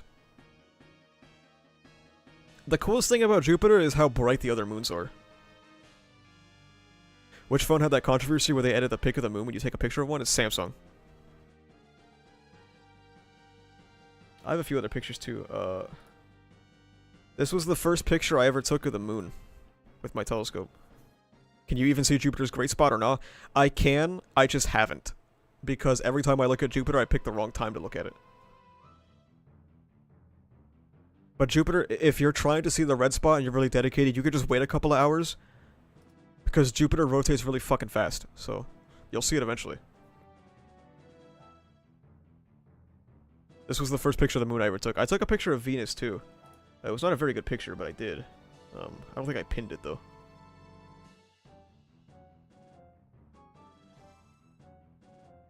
This was the first picture I've ever taken of Jupiter. I have not taken a second one. It's really ass.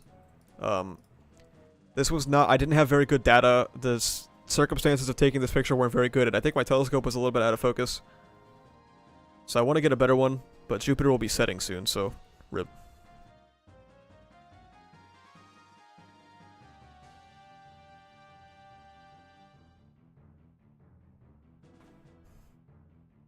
Gotta get a telescope, man. These pictures are great. Yeah. I'm still glad I got a 10-inch. However, I would not recommend a 10-inch for casual use. 10 inches is fucking way too big to transport efficiently. So if you're just trying to like take it places or have a good time, just get a smaller one. Get like a 6-inch Dobsonian.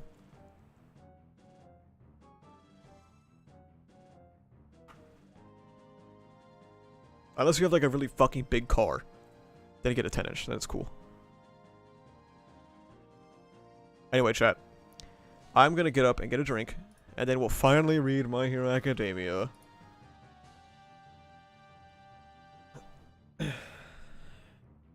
I'll be right back, chat.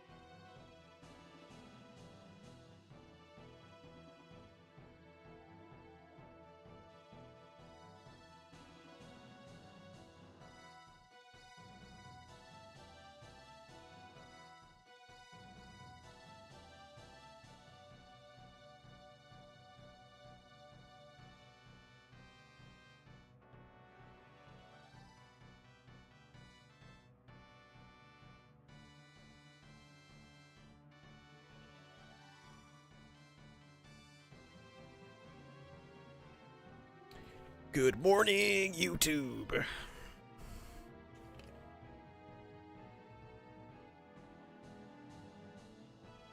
I think I've talked about this before, but one of the ideas I had for my second gaming channel was to, like, talk about the astronomy of certain games. And see how they do it.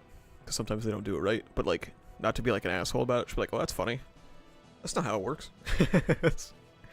What drink did you get? I got a Powerade Zero mixed berry with 50% more electrolytes.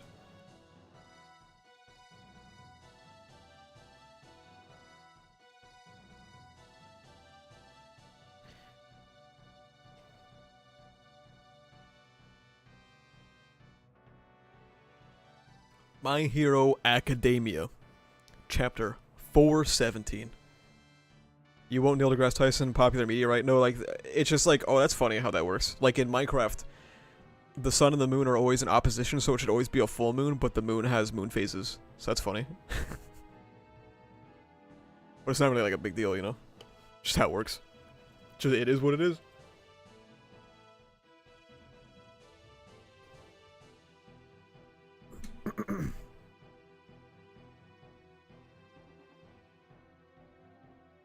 Oh man, there's stuff happening on screen. Yippee. Oh, sick. What's even happening there? I can't tell you. I can't tell what's going on. Looks like Izuku Midoriya bulldozed his way into the blob of fingers. Cool, man.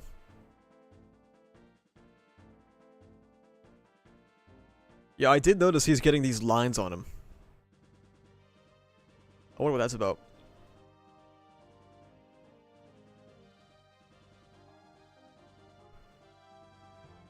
Holy cool punch! Yippee! Oh! Nice, man. AFO has those lines? I don't think AFO did, no. Yeah, Shigaraki has them too. Nana Shimura collapses. Yoichi, Bruce, Banjo, Toshinori, every vestige is gone. It's quite funny that Yoichi is gone and yet we can still transfer quirks, but I digress. That's not how that works. I'm the only one who got repelled, but why? Not Bruce. Won't someone think of Bruce? Oh no.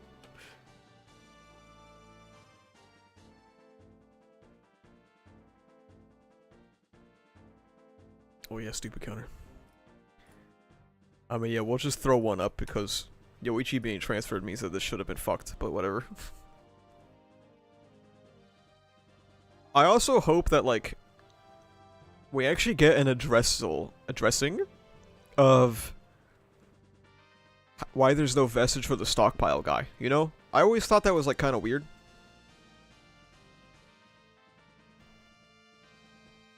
But now I feel like, I don't know. I think if there's gonna be a time, it should be now, right? Yeah, wait, how does Yoichi being transferred work? It doesn't. So, whatever.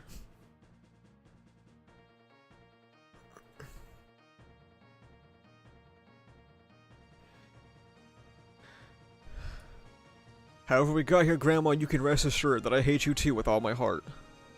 Wasn't Banjo and Yoichi supposed to stay with Izuku? Yeah, Banjo was, yeah. No, it's not because he hates me. Mommy, don't leave me. My own weakness is to blame.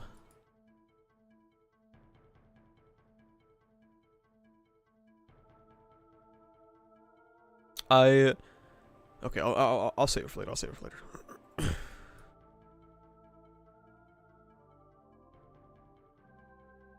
Say you learn more. What then?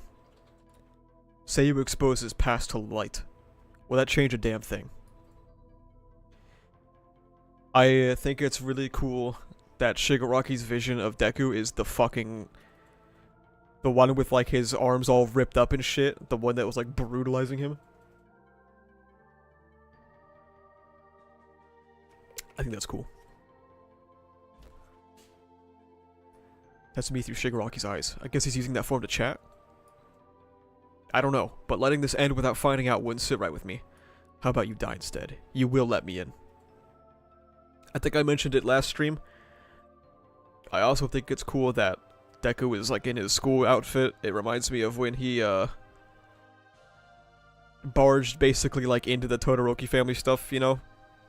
That's cool too. I like that. Oh, this hits. This is fucking flames. Hello? Interesting.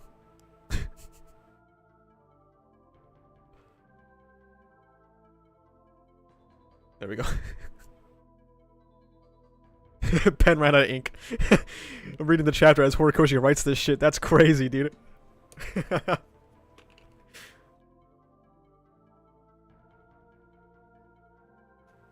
Caleb makes characters talk too much. The Shadow just saying die is so much rawer. Yeah, I noticed that too. Pretty sure TCB translated as just die. Because I'm pretty sure he just says die. Yikes. Out of the road. Where are your parents at, kid? Physical interaction in this space. You've delved deep into Shigaraki's subconscious. As a successor to yourself, your thoughts take solid form here, so you can affect each other physically. 7th. Call her fucking Nana! Call her Shimura, fuck's sake, dude. Stop calling him 7th! I was the only one to get repelled again. I'm sorry. So, okay. We're gonna address something for the last time, and then I'm not gonna talk about it again, okay? This entire thing is stupid, okay? All of this quirk magic shit, all of this manifesting into subconscious, having physical interactions, all of this stuff is stupid. But there's a point where I can't talk about it every week, okay? There's a point where I can't say every single week, oh, this is dumb, like this whole premise is stupid, because we know this whole premise is stupid. This whole premise is bad. So we're just gonna swallow it. Don't click that. We're just gonna accept it, and we're just gonna move on. There's no point in complaining about the premise of this every week. We know it's dumb. The Viz reader has stopped working again. There we go.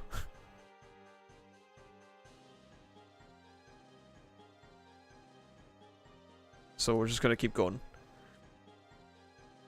Please don't be. I'm glad you're still with me in this. Think of the space as Shigaraki's core, his origin. Him at his most delicate and malleable. In this place, he's likely to be fragile. It's here that you can reach out and strike at his origin directly. Right, his origin.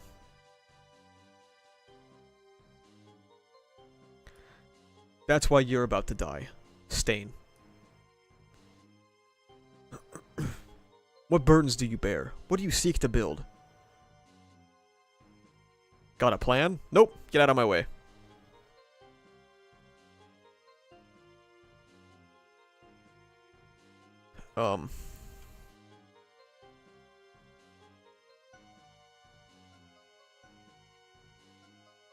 Yeah, I don't know how I feel about the necessity of, like, having to make all these parallels between Deku and Shigaraki just, like, so literal. But it's fine, I guess. Opens the door, there's the picture. It's a secret. So this is Grandma. That photo. Kotaro, you kept it. Let's be a brother-sister hero team, but keep it a secret from Daddy.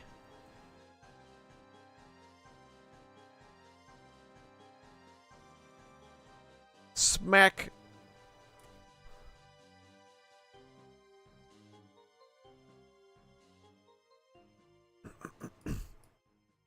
This is what must be Shigaraki. I do appreciate how he just, like, immediately goes in. That's some true Deku shit right there. He's like, yeah, we're gonna we're gonna stop that.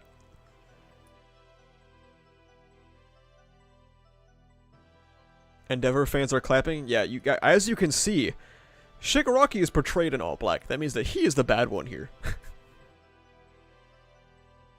That rejection again, bouncing me back when I'm a stone's throw away.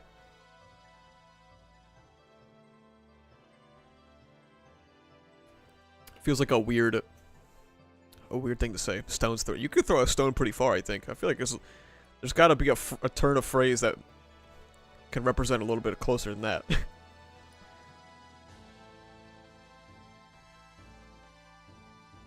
That wasn't your grandmother in the picture.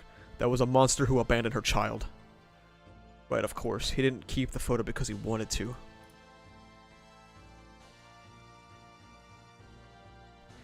Do you really want to know what heroes are? He couldn't part ways with it. They're people who hurt their own families, only to help complete strangers. All along, all that time, he just couldn't bear to abandon it. And the scars I inflicted on him got passed down to Shigaraki. If only I could have taken down All for One, and gone home to my son.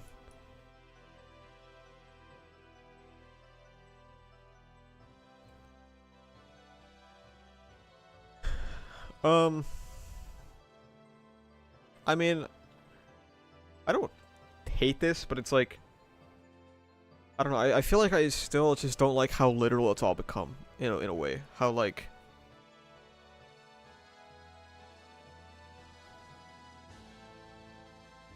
I don't know, it's weird.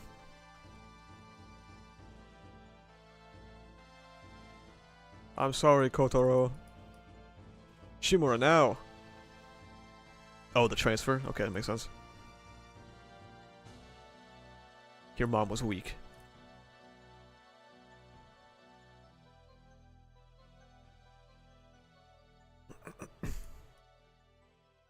I'm sorry I never made it home to you. Sorry, Grandma's to blame. I hate it. You hear me, Mon? I can't take it.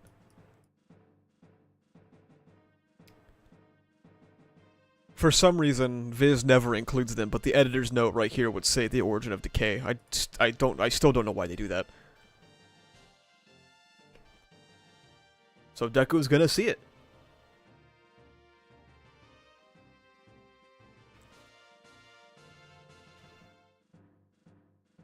And also, yeah, he went to middle school, Deku too.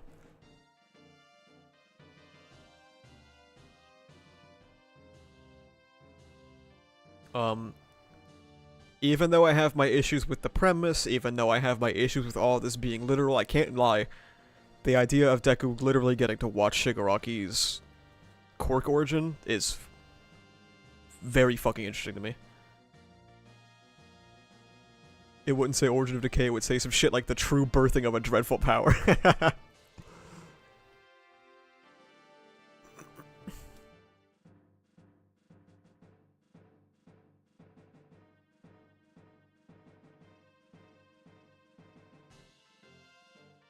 Some people on Twitter were very mad because, oh my god, I can't believe Nana Shimura goes to hug her son instead of save Tenko. It's so stupid, man. Some of these motherfuckers on Twitter are so stupid.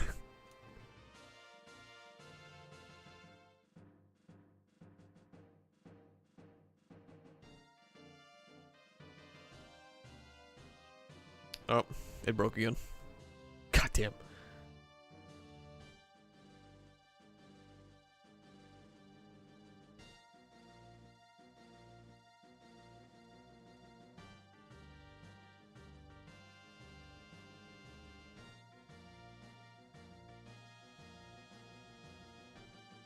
Yeah, Alfu, I think it's cool for Deku to witness something that, like, he can't change this. This is what happened.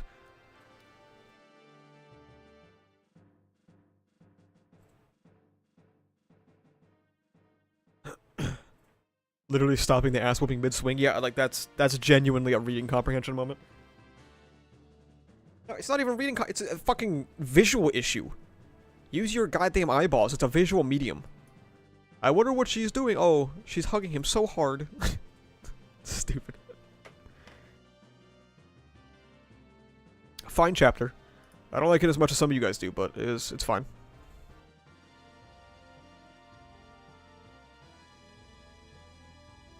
No, she's just holding his hand out of love. True.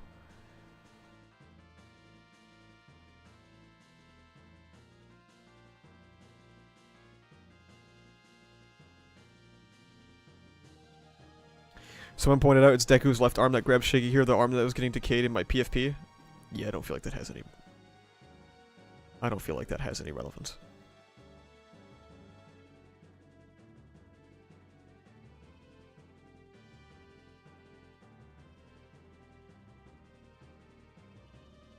This chapter is everything I wanted from a Deku and for Shigaraki fights as he took control of himself again. You mean for nothing to happen? I mean, like, it's a solid chapter, but, like, it's not like Deku is out here having deeply philosophical thoughts. He's saying the same things we've already known. And it's not like Shigaraki's doing anything. He's just seeing a clip show of his fucking life. I don't know. It's fine. Could be good, though.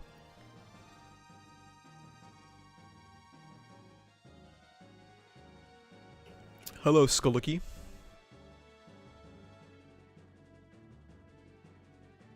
Thread time soon. Do you think after this we jump to Shiggy and MVA? No, I don't think so. This shit is so lame. Where is Sero? Yeah, can we get a Sero chapter? Fuck this stuff. Can we go get Sero chapter, please? I think the fight isn't over after this. I think the fight is over. Not gonna lie. Deku has given up every quirk except for the stockpile. Without Fajin or Gear Shift, Deku is dead. Without Black Whip, Deku is dead. Without Float, Deku is super dead. The traditional fight is over. Whatever fight happens or whatever occurs is going to be in the Vestige room.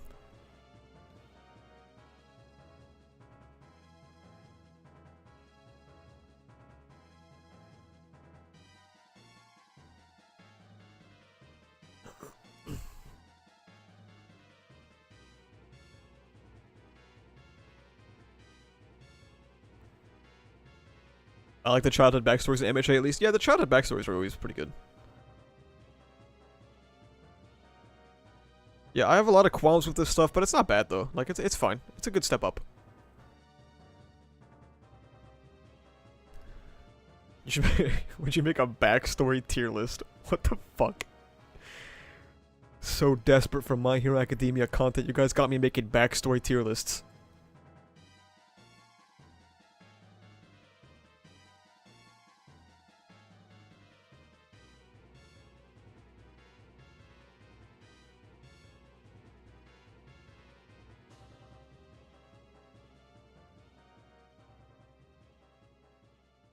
Yeah, pretty much, Jay. That's basically a write-in, right? Like, there's no way Deku doesn't, like, become his child self here. What are the chances for another sports festival after the war? Not zero, but as close to zero as humanly possible.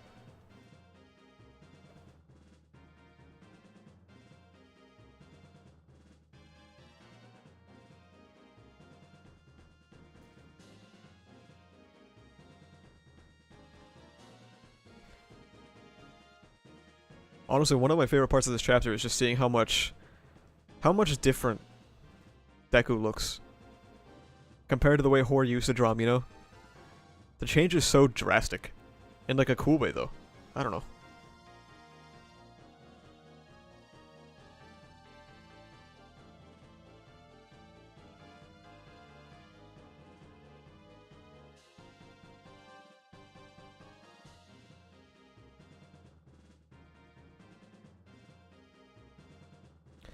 I reckon the final fight will be Deku and Shigaraki teaming up to fight Vestige AFO in the Vestige realm. We can only hope not.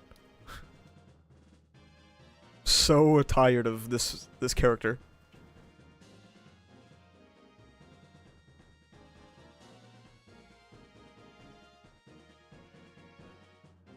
What does he even do? Did I miss anything? Yeah, you missed like everything.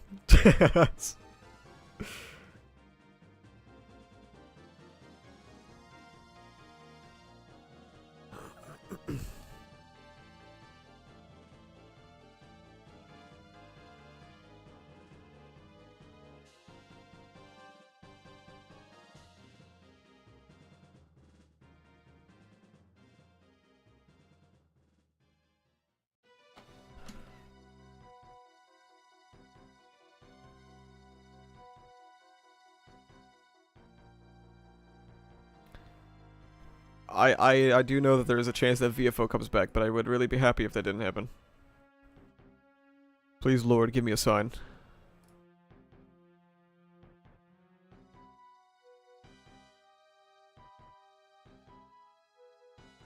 Did the Quirk magic damage AFO Quirk? Fuck if I know, dude. Fuck if Hoi knows either. We know just as much as he does currently.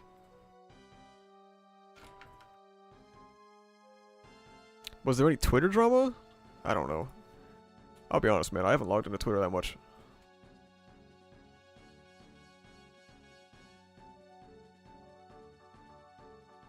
The fuck is VFO? Vestige for one.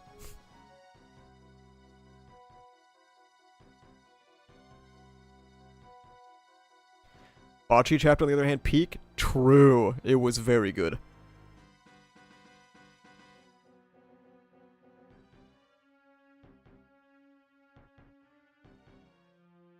Why are we giving AFO new nicknames? Because there's too many fucking versions of this guy.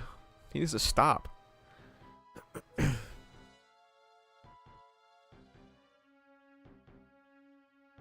You caught up with Peak? Yes. Yes, I am.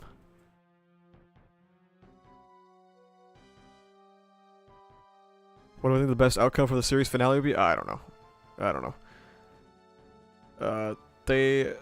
Hori needs to do something to address all of society's flaws that isn't just like, and then we fixed it, and then everything was better. You know what I mean? Like, I don't know.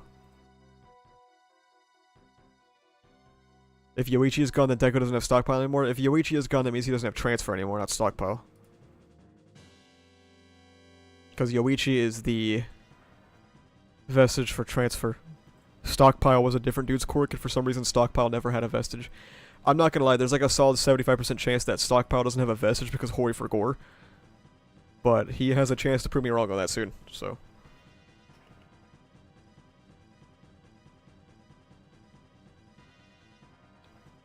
The fuck are they gonna do about quirk singularity?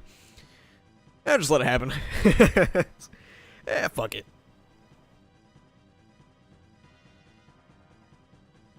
We read? Yeah, we just finished, basically. Were all the quirks held in the same place, though? Like, would Yoichi being transferred just transfer all of them? That's what we thought.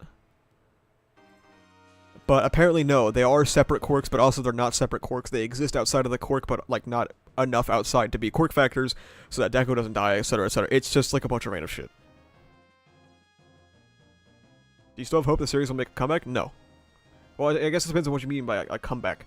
Do I think it's going to be, like, my favorite thing ever again? No, never again, probably.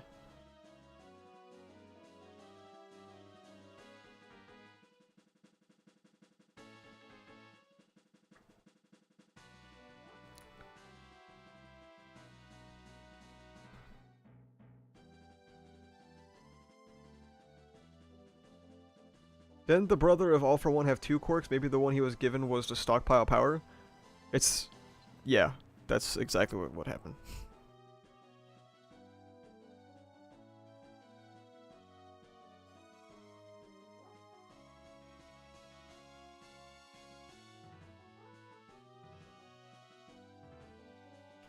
I mean, better than it is now? I mean, yeah, that's possible, but, like... it's also not hard.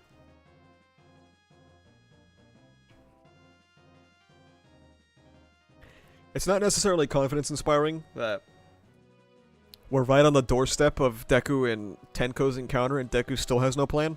That does not inspire... That does not spark great confidence in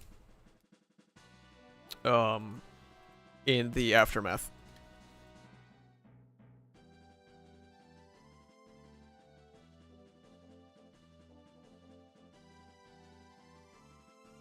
Stockpile doesn't have a vestige because it was Deku's original quirk, but AFO traveled in time to steal it. Interesting. Please, chat, we need to make one rule. If you're going to type in chat, do not smoke crack first, please. Type and then smoke crack, but don't smoke crack and then type.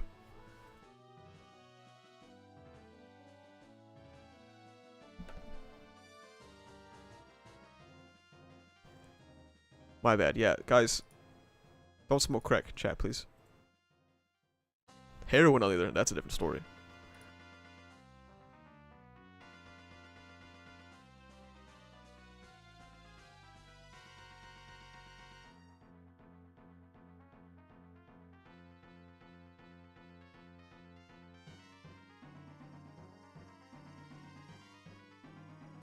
I think the fact that he doesn't have a plan ties into what Kaminari said about Deku worrying him. I mean, that would be cool, yeah. If that was, like, actually addressed in universe, but I guess we'll have to see. The trippy panels are good? Yeah, I mean, Hori's paneling is always fucking flames.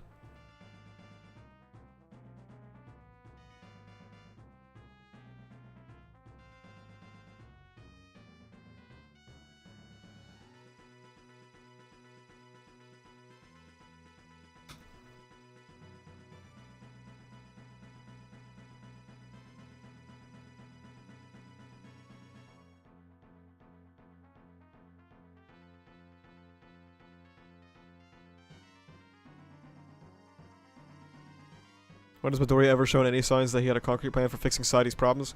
Never, but I wish he did. A little bit. Quirk's confused now? That's been established for quite some time. Is it arbitrary? Yes, but that's the entire basis of One for All.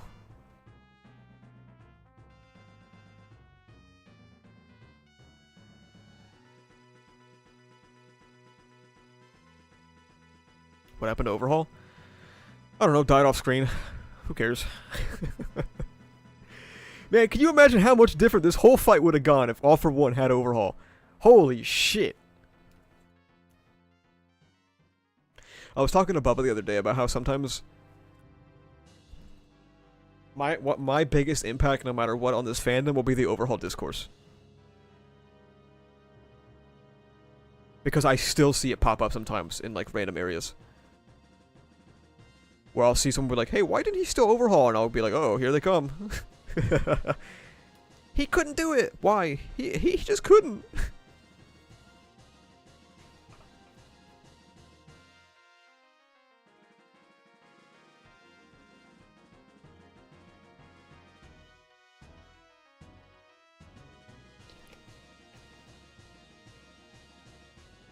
There's some bigger discourses you have spawned. I don't think any of them are as timeless as Overhaul, though.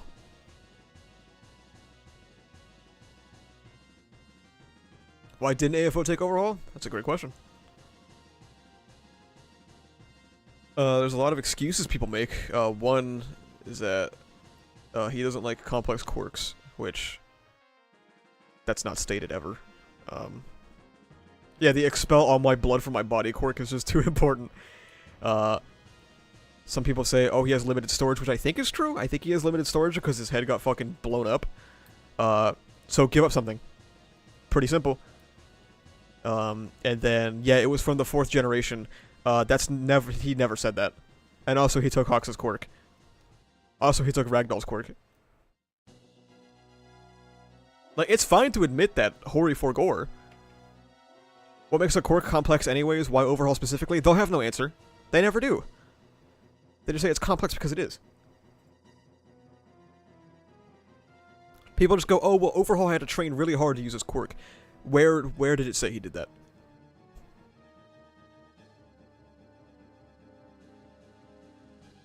Can he spit it out without needing another person? No. But he could just give a quirk to Overhaul and then take Overhaul.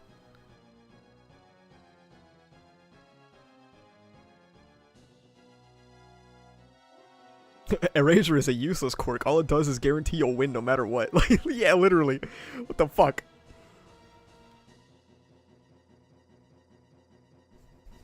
He could give up 90% of his quirks for Overhaul and it would be absolutely worth it. Literally. It literally would be.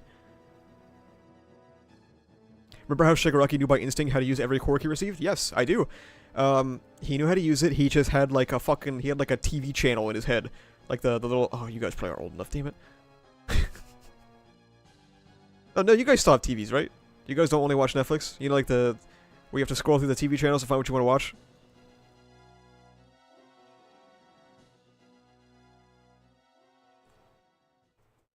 He just like... He had to like sort through which quirks to use.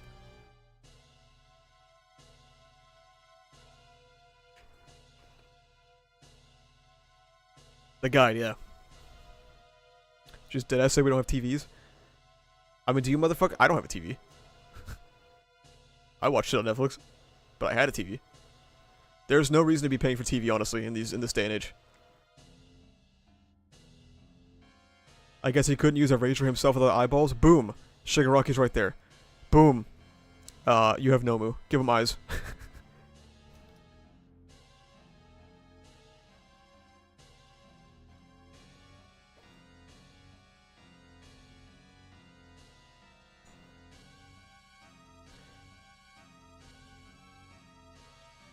It's crazy the amount of excuses I see every time the Overhaul topic comes up. Because people, like, so desperately don't want to admit that MHA just, like, fucked up. Which is fine. It's fine if it fucked up, okay? Series fuck up all the time, man. It's not a big deal. Like, I saw this... This is why I remembered it. Because there's this entire thread. I keep seeing people ask questions like, why doesn't AFO just do every quirk he comes across? Obviously, it's about Overhaul. It's always about Overhaul. Motherfuckers, he can't. He has a limit on how much he can hold and how much he can use at one time. True. I think, anyway.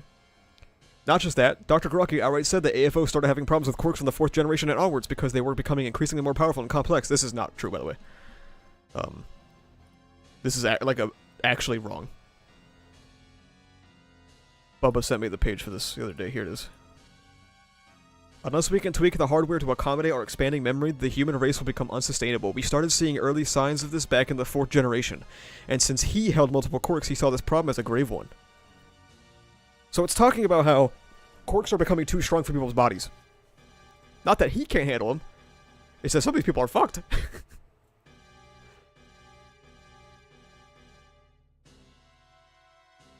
It's not that he can't take quirks from later generations at all, but there is more physical and mental strain. Proof? Do we have proof of that? Chat, I might actually be wrong on this, but I'll ask chat because, you know, a big conglomerate of people are here. Has there ever been any point in time where AFO has ever been like, man, this quirk is hard to use? Has this ever happened?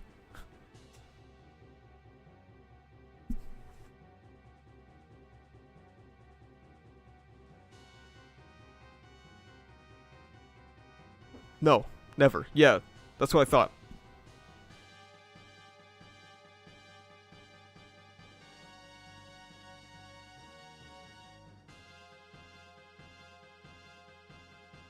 He wanted to steal Dark Shadow, by the way? Oh, yeah.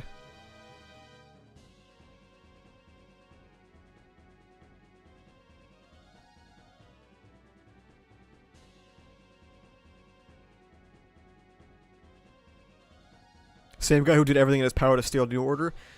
Yes. And... Star and Stripe. Was she even that much older than... Overhaul? I don't remember. Star and Stripe was 42. Okay, yeah, she's definitely older. I think Overhaul's like 20s. Mid-20s or late 20s. So it's probably a different generation, but...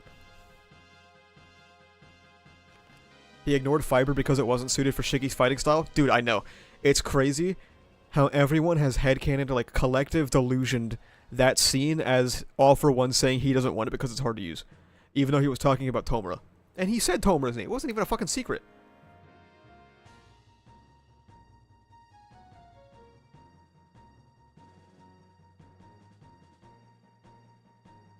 I'm late. What did I miss? Did you read the chapter? Yeah, we did.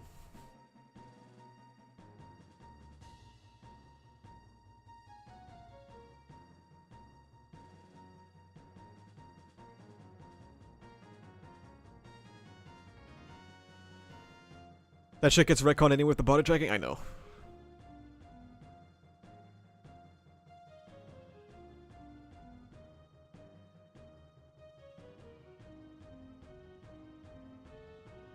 We see that he actively holds back when using his quirks in chapter 385. Using the full power, he actively is chill with ultra powerful quirks that can blow himself up. It's just collective delusion. It's kind of crazy.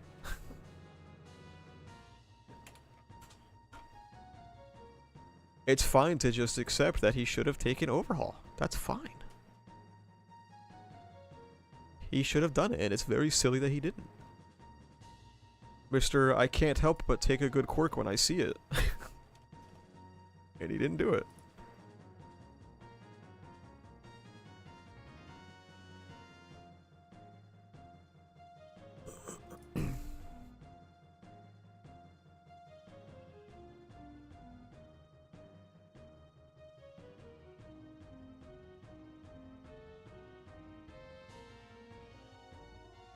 Like, I specifically remember when I first started the Overhaul discourse, because I first noticed it.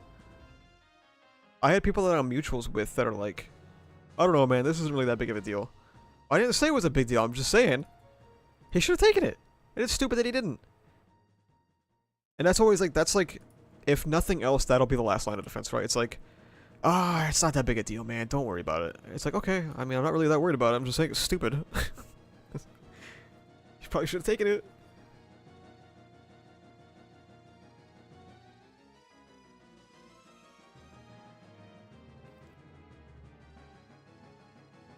Yeah, but he wanted Nagant's trust.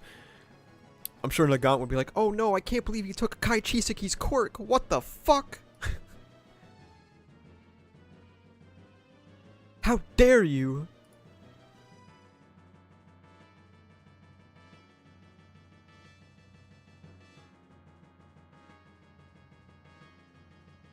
A dude she did not know, yeah, like at all. I also saw a theory that he didn't take the quirk because it wasn't active due to his hands missing, similar to Hawks and his wings. Yeah, I've never bought that either.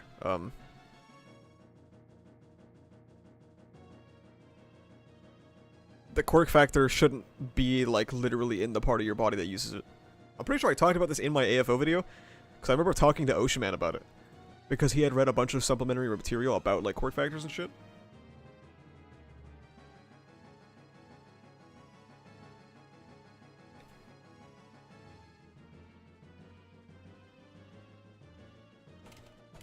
Quirk factors are genetic, yeah. I don't know why a quirk factor would just be stored in your hands.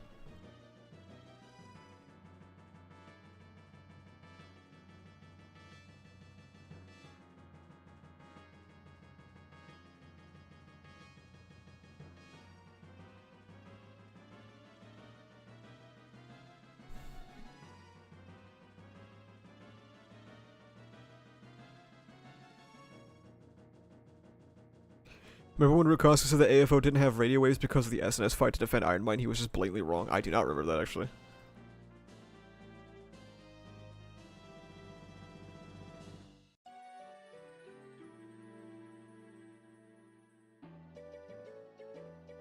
That's funny if true, though.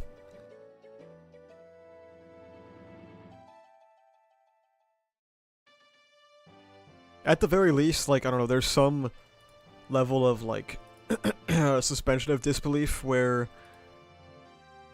AFO doesn't think to use radio waves because he's so, like, in the moment wanting to beat All Might's ass. Is it stupid? Yeah, but at least there's, like, a crumb of a justification you might be able to make if you try hard enough. Personally, I would say that defense is lacking, but, you know, it can be made.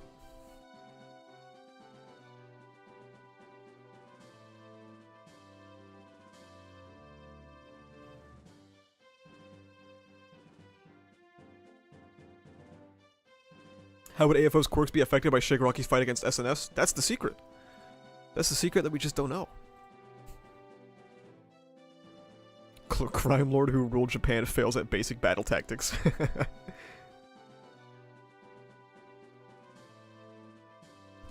AFO is actually fucking awful, man. It's crazy how terrible he is.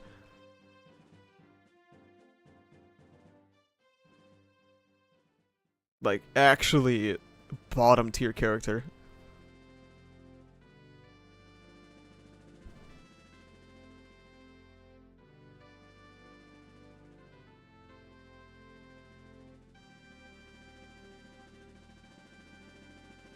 Alright, let's see. Are people mad at Twice for making a Toga thread? Let's see if there's any stupid quote retweets real quick. Alright, no, so far so good, alright.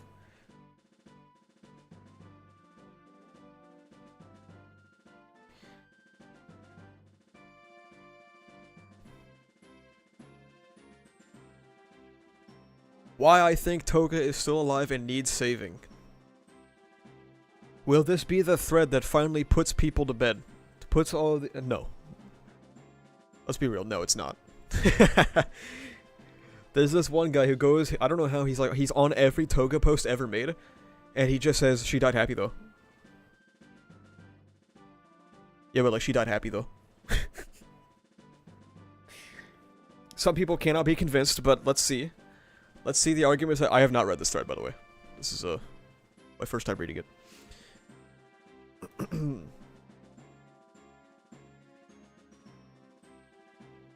Last week, we got some renewed hope for Toga being alive via showing the reporters helping the heroes, including Ochako, after the battle, yet her corpse is nowhere to be found. To me, it feels very intentional that her fate will be relevant as Deku's fight reaches its climax. I agree, yeah. I think that's what I was talking about. How very strange how every time the battle, like, or every time the manga shows all the other battlefields, we for some reason don't see Ochako or Toga, and now the one time we do, we just don't see Toga. It feels a little awkward. It feels a little strange. For starters, I'll go over how Deku and Toga's dynamic has been built up throughout the series. Their first substantial interaction happened during the Provisional License arc, where she sneaks into the exam by pretending to be Kami to learn more about him. True. I'm sure many people are learning this for the first time because they probably don't actually watch or read. During their fight, she asks him why he wants to be a hero and questions why he saved her from falling if he already knew that she wasn't Ochako, questioning his real intentions and if he'll really save everyone, regardless of their circumstances, even if it's the harder path to take. This is a core aspect of their characters. Deku and Ochako learn about the humanity of the League and realize that they want to save them, while Toga constantly wonders whether her and the League's lives matter to the heroes. Her answer? Hawks betrays and stabs Twice in the back. So she tricks Ochako to follow her into a dark, empty room, expecting her to comply and answer this question that keeps eating away at her. And surprisingly, it doesn't go very well. A core aspect of this conflict is a lack of understanding on both sides, hence the dark settings. True. The villains open their heart to the heroes. Twice talks about how society abandons the outcast, while Toga talks about the suppression that drove her to villainy. The heroes shove their feelings aside as the greater good takes priority over understanding them. True. Obviously, they aren't fully wrong on their actions. They ultimately are fighting to save lives, but that comes at the expense of people like Jin and Toga. This approach isn't sustainable for the long run, and we can see through Twice's blood being passed down to Toga post-war.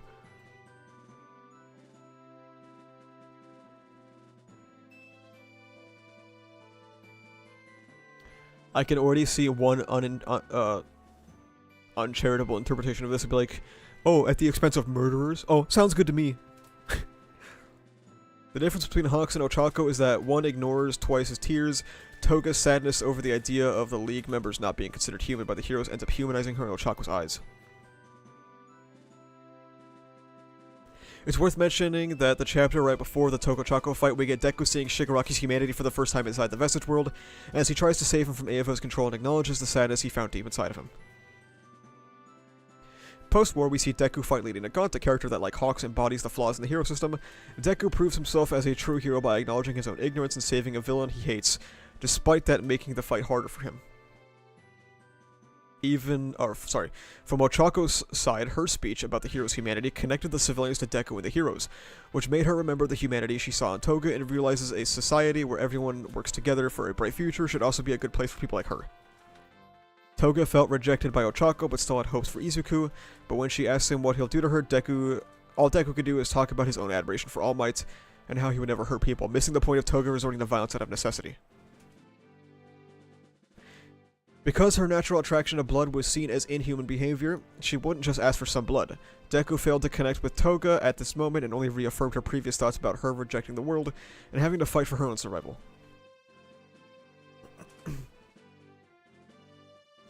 I've already covered her fight with Ochako at length, so I won't dive too deep on it again. That fight is the biggest example of the way modern heroes can try to understand their villains and how there is a better way to handle them beyond capturing or killing them. As Toga gives Ochako her blood, she talks about how she still believes the only chance for a better world is the League destroying everything. She refuses to be captured despite Ochako's offer, and equates it to Dabi's kindness. This shows her heart still hasn't been saved.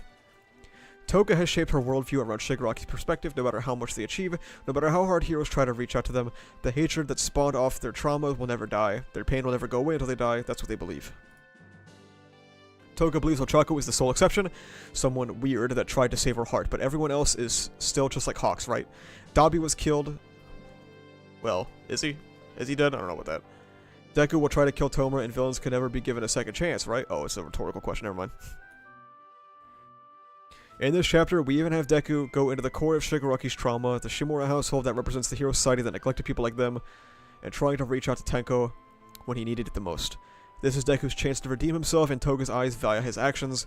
All of Japan seeing Deku reach out to Shigaraki, the embodiment of hatred in Toga, the hatred of Toga, and managing to save him would prove the new generation of heroes are willing to risk it all for their sakes too. MHA is a story about breaking the cycle. The students won't kill the villains like Hawks killed twice, civilians won't turn a blind eye to others, people like Eri won't become villains, Deku will come back to his mother's side, etc. Toga first joined the League because she knew Stain wanted to change the world. Now Deku is fighting for them and no longer looks like a monster. He looks like a hero that saves everyone no matter the cost, and that'll create a world that's easier for her to live in. I mean, yeah. I don't think this is news to any of us, of course, but I imagine this thread was not made for the people like us.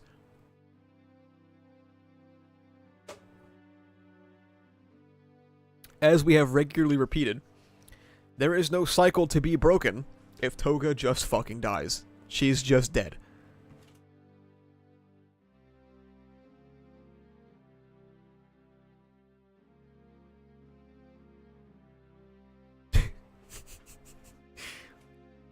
This thread was too implicit for some, unfortunately. Is there a bad response to it? Maybe I have them blocked, but that might be the issue.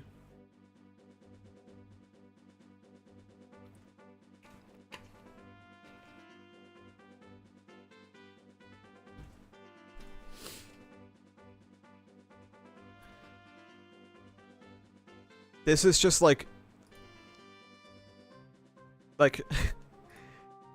this should be well understood by everyone.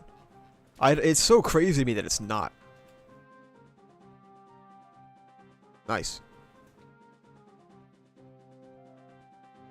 What a fucking dumb fucking thing to say. Name bunch of numbers. Wait, let me see. Let me check the quote retweets. Not showing them on screen, because you never know what's going to happen.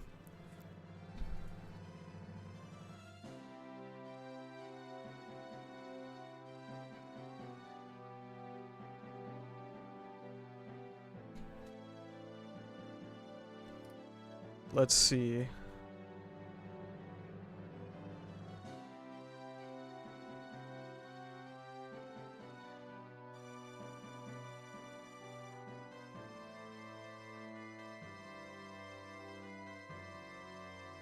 No, I don't see any bad quote retweets, so nothing funny to talk about, it seems. I absolutely hate that you can't see how many posts a fucking quote retweet has in the year of our Lord without clicking view post engagement. It's so stupid. Anyway. I unfortunately do not think that this thread will convince anyone, because I think the people that believe that Toga should stay dead, it's not like a story disagreement, it's like a value disagreement, and they're never gonna have their mind changed unless you, like, tackled their entire belief system about, like, sociology and, like, the death penalty. Like, these people are gone. But for those that would like to support the thread, there is the link to it. Give it a retweet. Give it a funny like.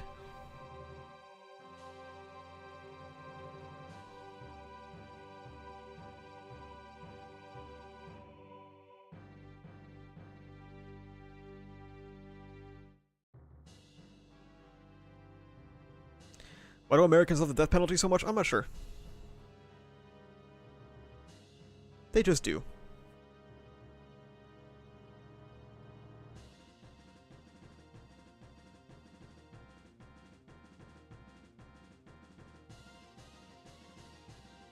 It's either a value disagreement or a, quote, I still don't believe it's gonna happen, so I can't say it's good. Yeah.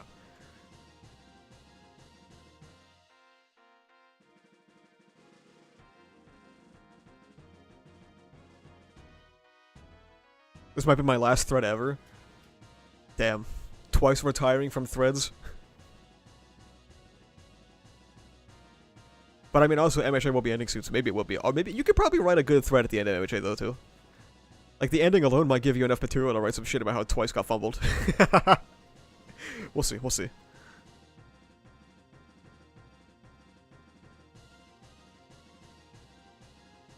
Alex cosign definitely hurts the credibility. Yeah, that's fair, that's fair.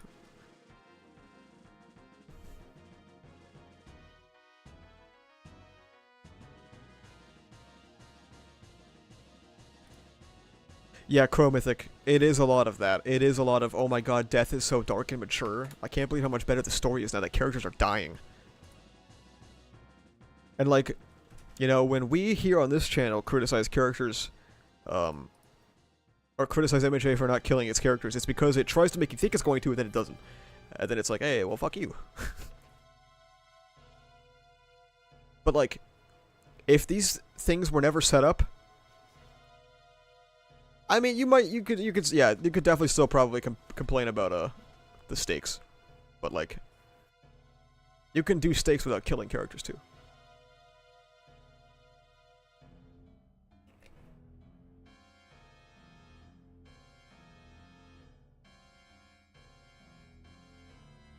Would you still have a problem with the death fake-out aspect of Toga Lives? I don't really dislike that scene for a death fake-out. I dislike the scene based on the chance that Toga is actually dead. So, like, if Toga is alive, one, it'll flow a lot better on a binge read, and two, then the scene's fine.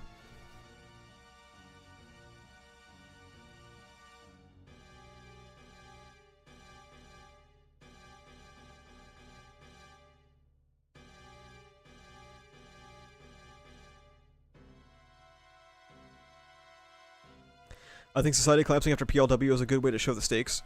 Yes and no. It didn't really deliver on interpersonal stakes for, like, characters. And, like, we had good stakes for the world, sure, like, society collapse and stuff, but we also barely felt that, to be honest.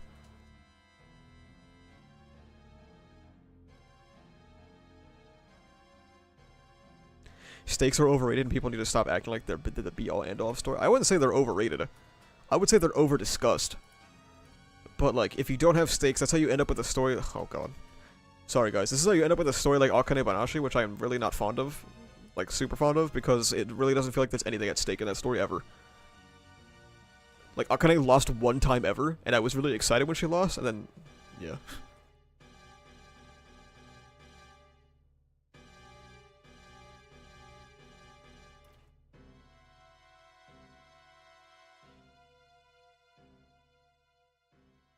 The fact that Gran Torino got Rengoku'd and lived is crazy. It is crazy, yeah. That's insane.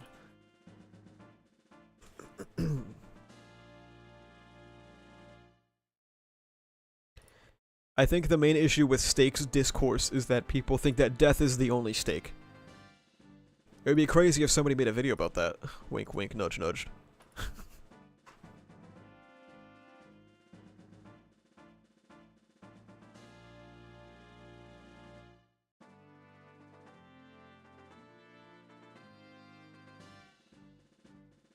Do it? I already did. That's the joke. I've already made a video about that. That's my largest issue with the joint training arc and why I don't think that arc is very good. It's because there are no stakes for any characters involved. Well, sorry, there are no stakes for most characters involved. Slice of life romance stakes are basically getting cucked. Okay.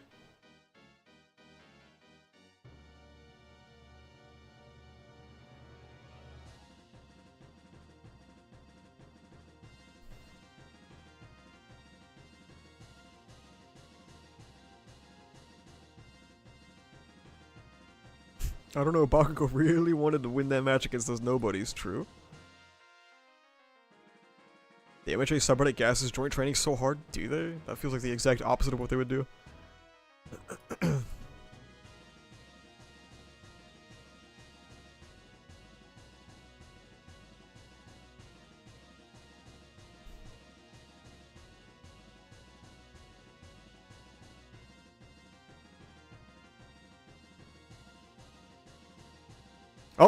There it is. Someone commented, looking forward to your new One Piece content? Yeah, you're going on the list, buddy.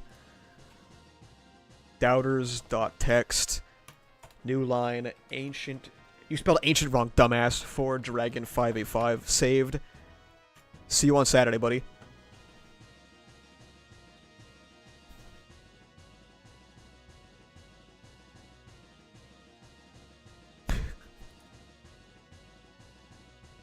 Am I toxic for hoping Nezu perished off screen? I don't give a shit, man. My burner? What the hell? Is MHA the best manga in Jump right now? Oh my god, no. I'm sorry. No.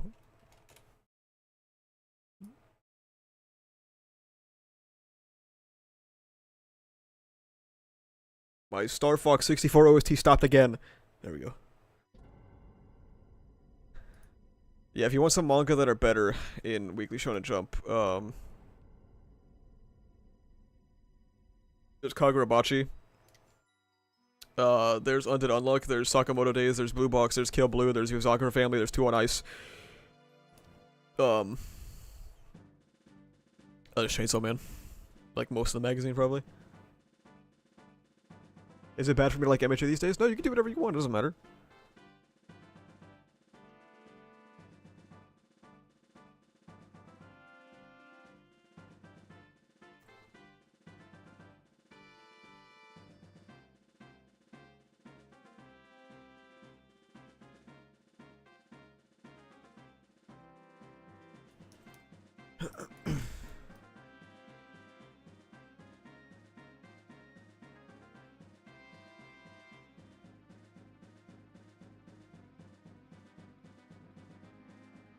Someone commented on my old Crunchyroll video and was like, the bad localization didn't help at all. Keep it on point and leave out personal politics about Mob Psycho. What the fuck does that even mean? What are you talking about? It's fucking Mob Psycho.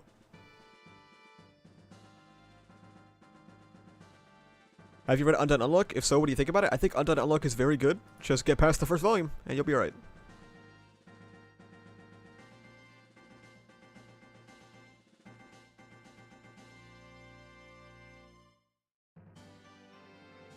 Anti-woke motherfuckers live in a different reality.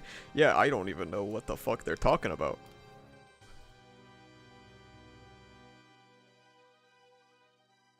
Did we ever find out why AFO couldn't take over? So, my theory was, I don't remember if this is explicit or not, but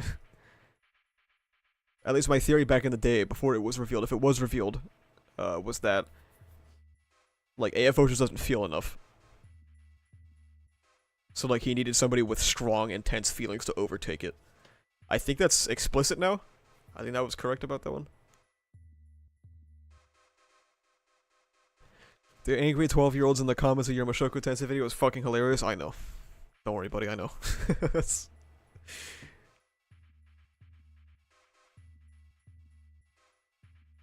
How many chapters is the MHA gonna have left? Not many, I don't think. I think, like, a volume and a half, probably. Maybe more. AFO has no feelings, kind of falls apart now. I mean, he had feelings now, but, like, he didn't have the feelings to take one for all. Also, he was reverting in age, so he became more unstable, so, like, I don't know. In 3, we're not, no. MHA is not ending in 3 months. 5, or 6, maybe, yeah.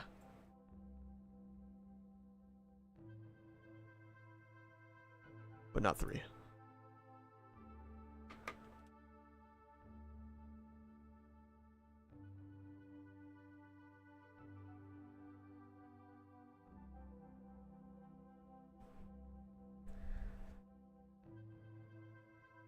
His mental kink!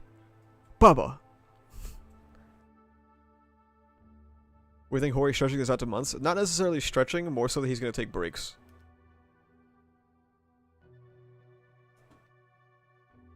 Like, if Hori didn't take a single break, I could see 3 months maybe, yeah. But since he's gonna take breaks, I'm gonna say 6 months.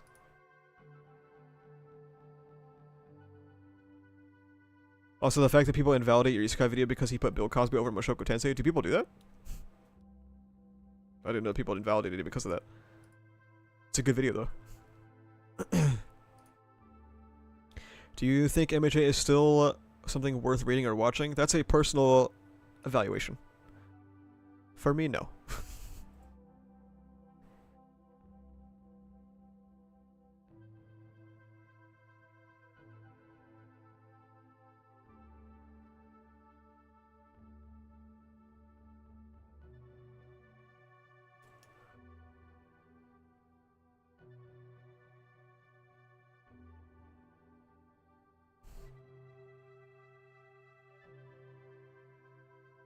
What art do you think was peak MHA? School Festival. So weird that MHA ended after PLW. Skinny Man comes into an MHA stream like once, like a season, and says the exact same thing.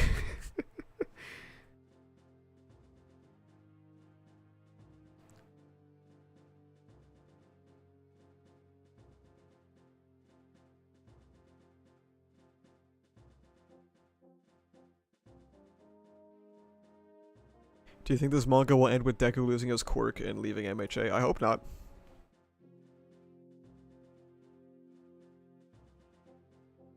I think quirkless Deku was a very bad ending.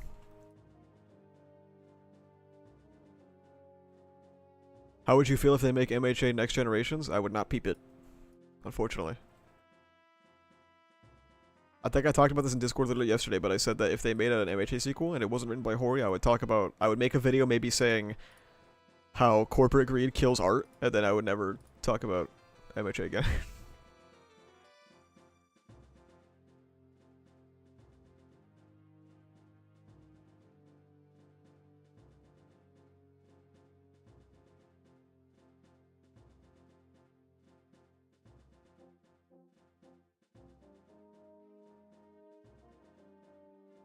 Can we talk about space again? I'm probably gonna end stream soon. It's been 2.5 hours.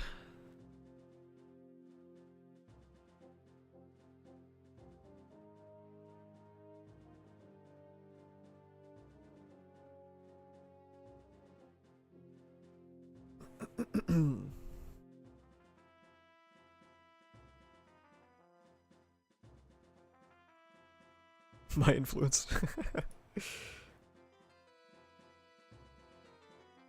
If you end stream, I'll read right now. Alright, everyone, thanks for coming out. Make sure you join the Discord if you're not in there already. We talk about My Hero Academia, Jujutsu Kaisen, and ReZero and stuff like that. Do you know you're a taboo subject in the MHA Leaker Discord? Are you fucking serious? Subscribe if you're not already subscribed. Become a YouTube member if you haven't already. You get access to early content, emotes, and stuff like that. It's cool and epic, and you get a color name of the Discord pog.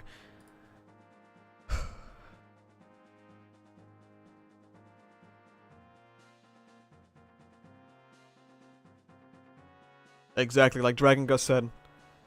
You can drop the emotes. Yes, like Caper did. Don't you guys want Reinhard with Kagurabachi?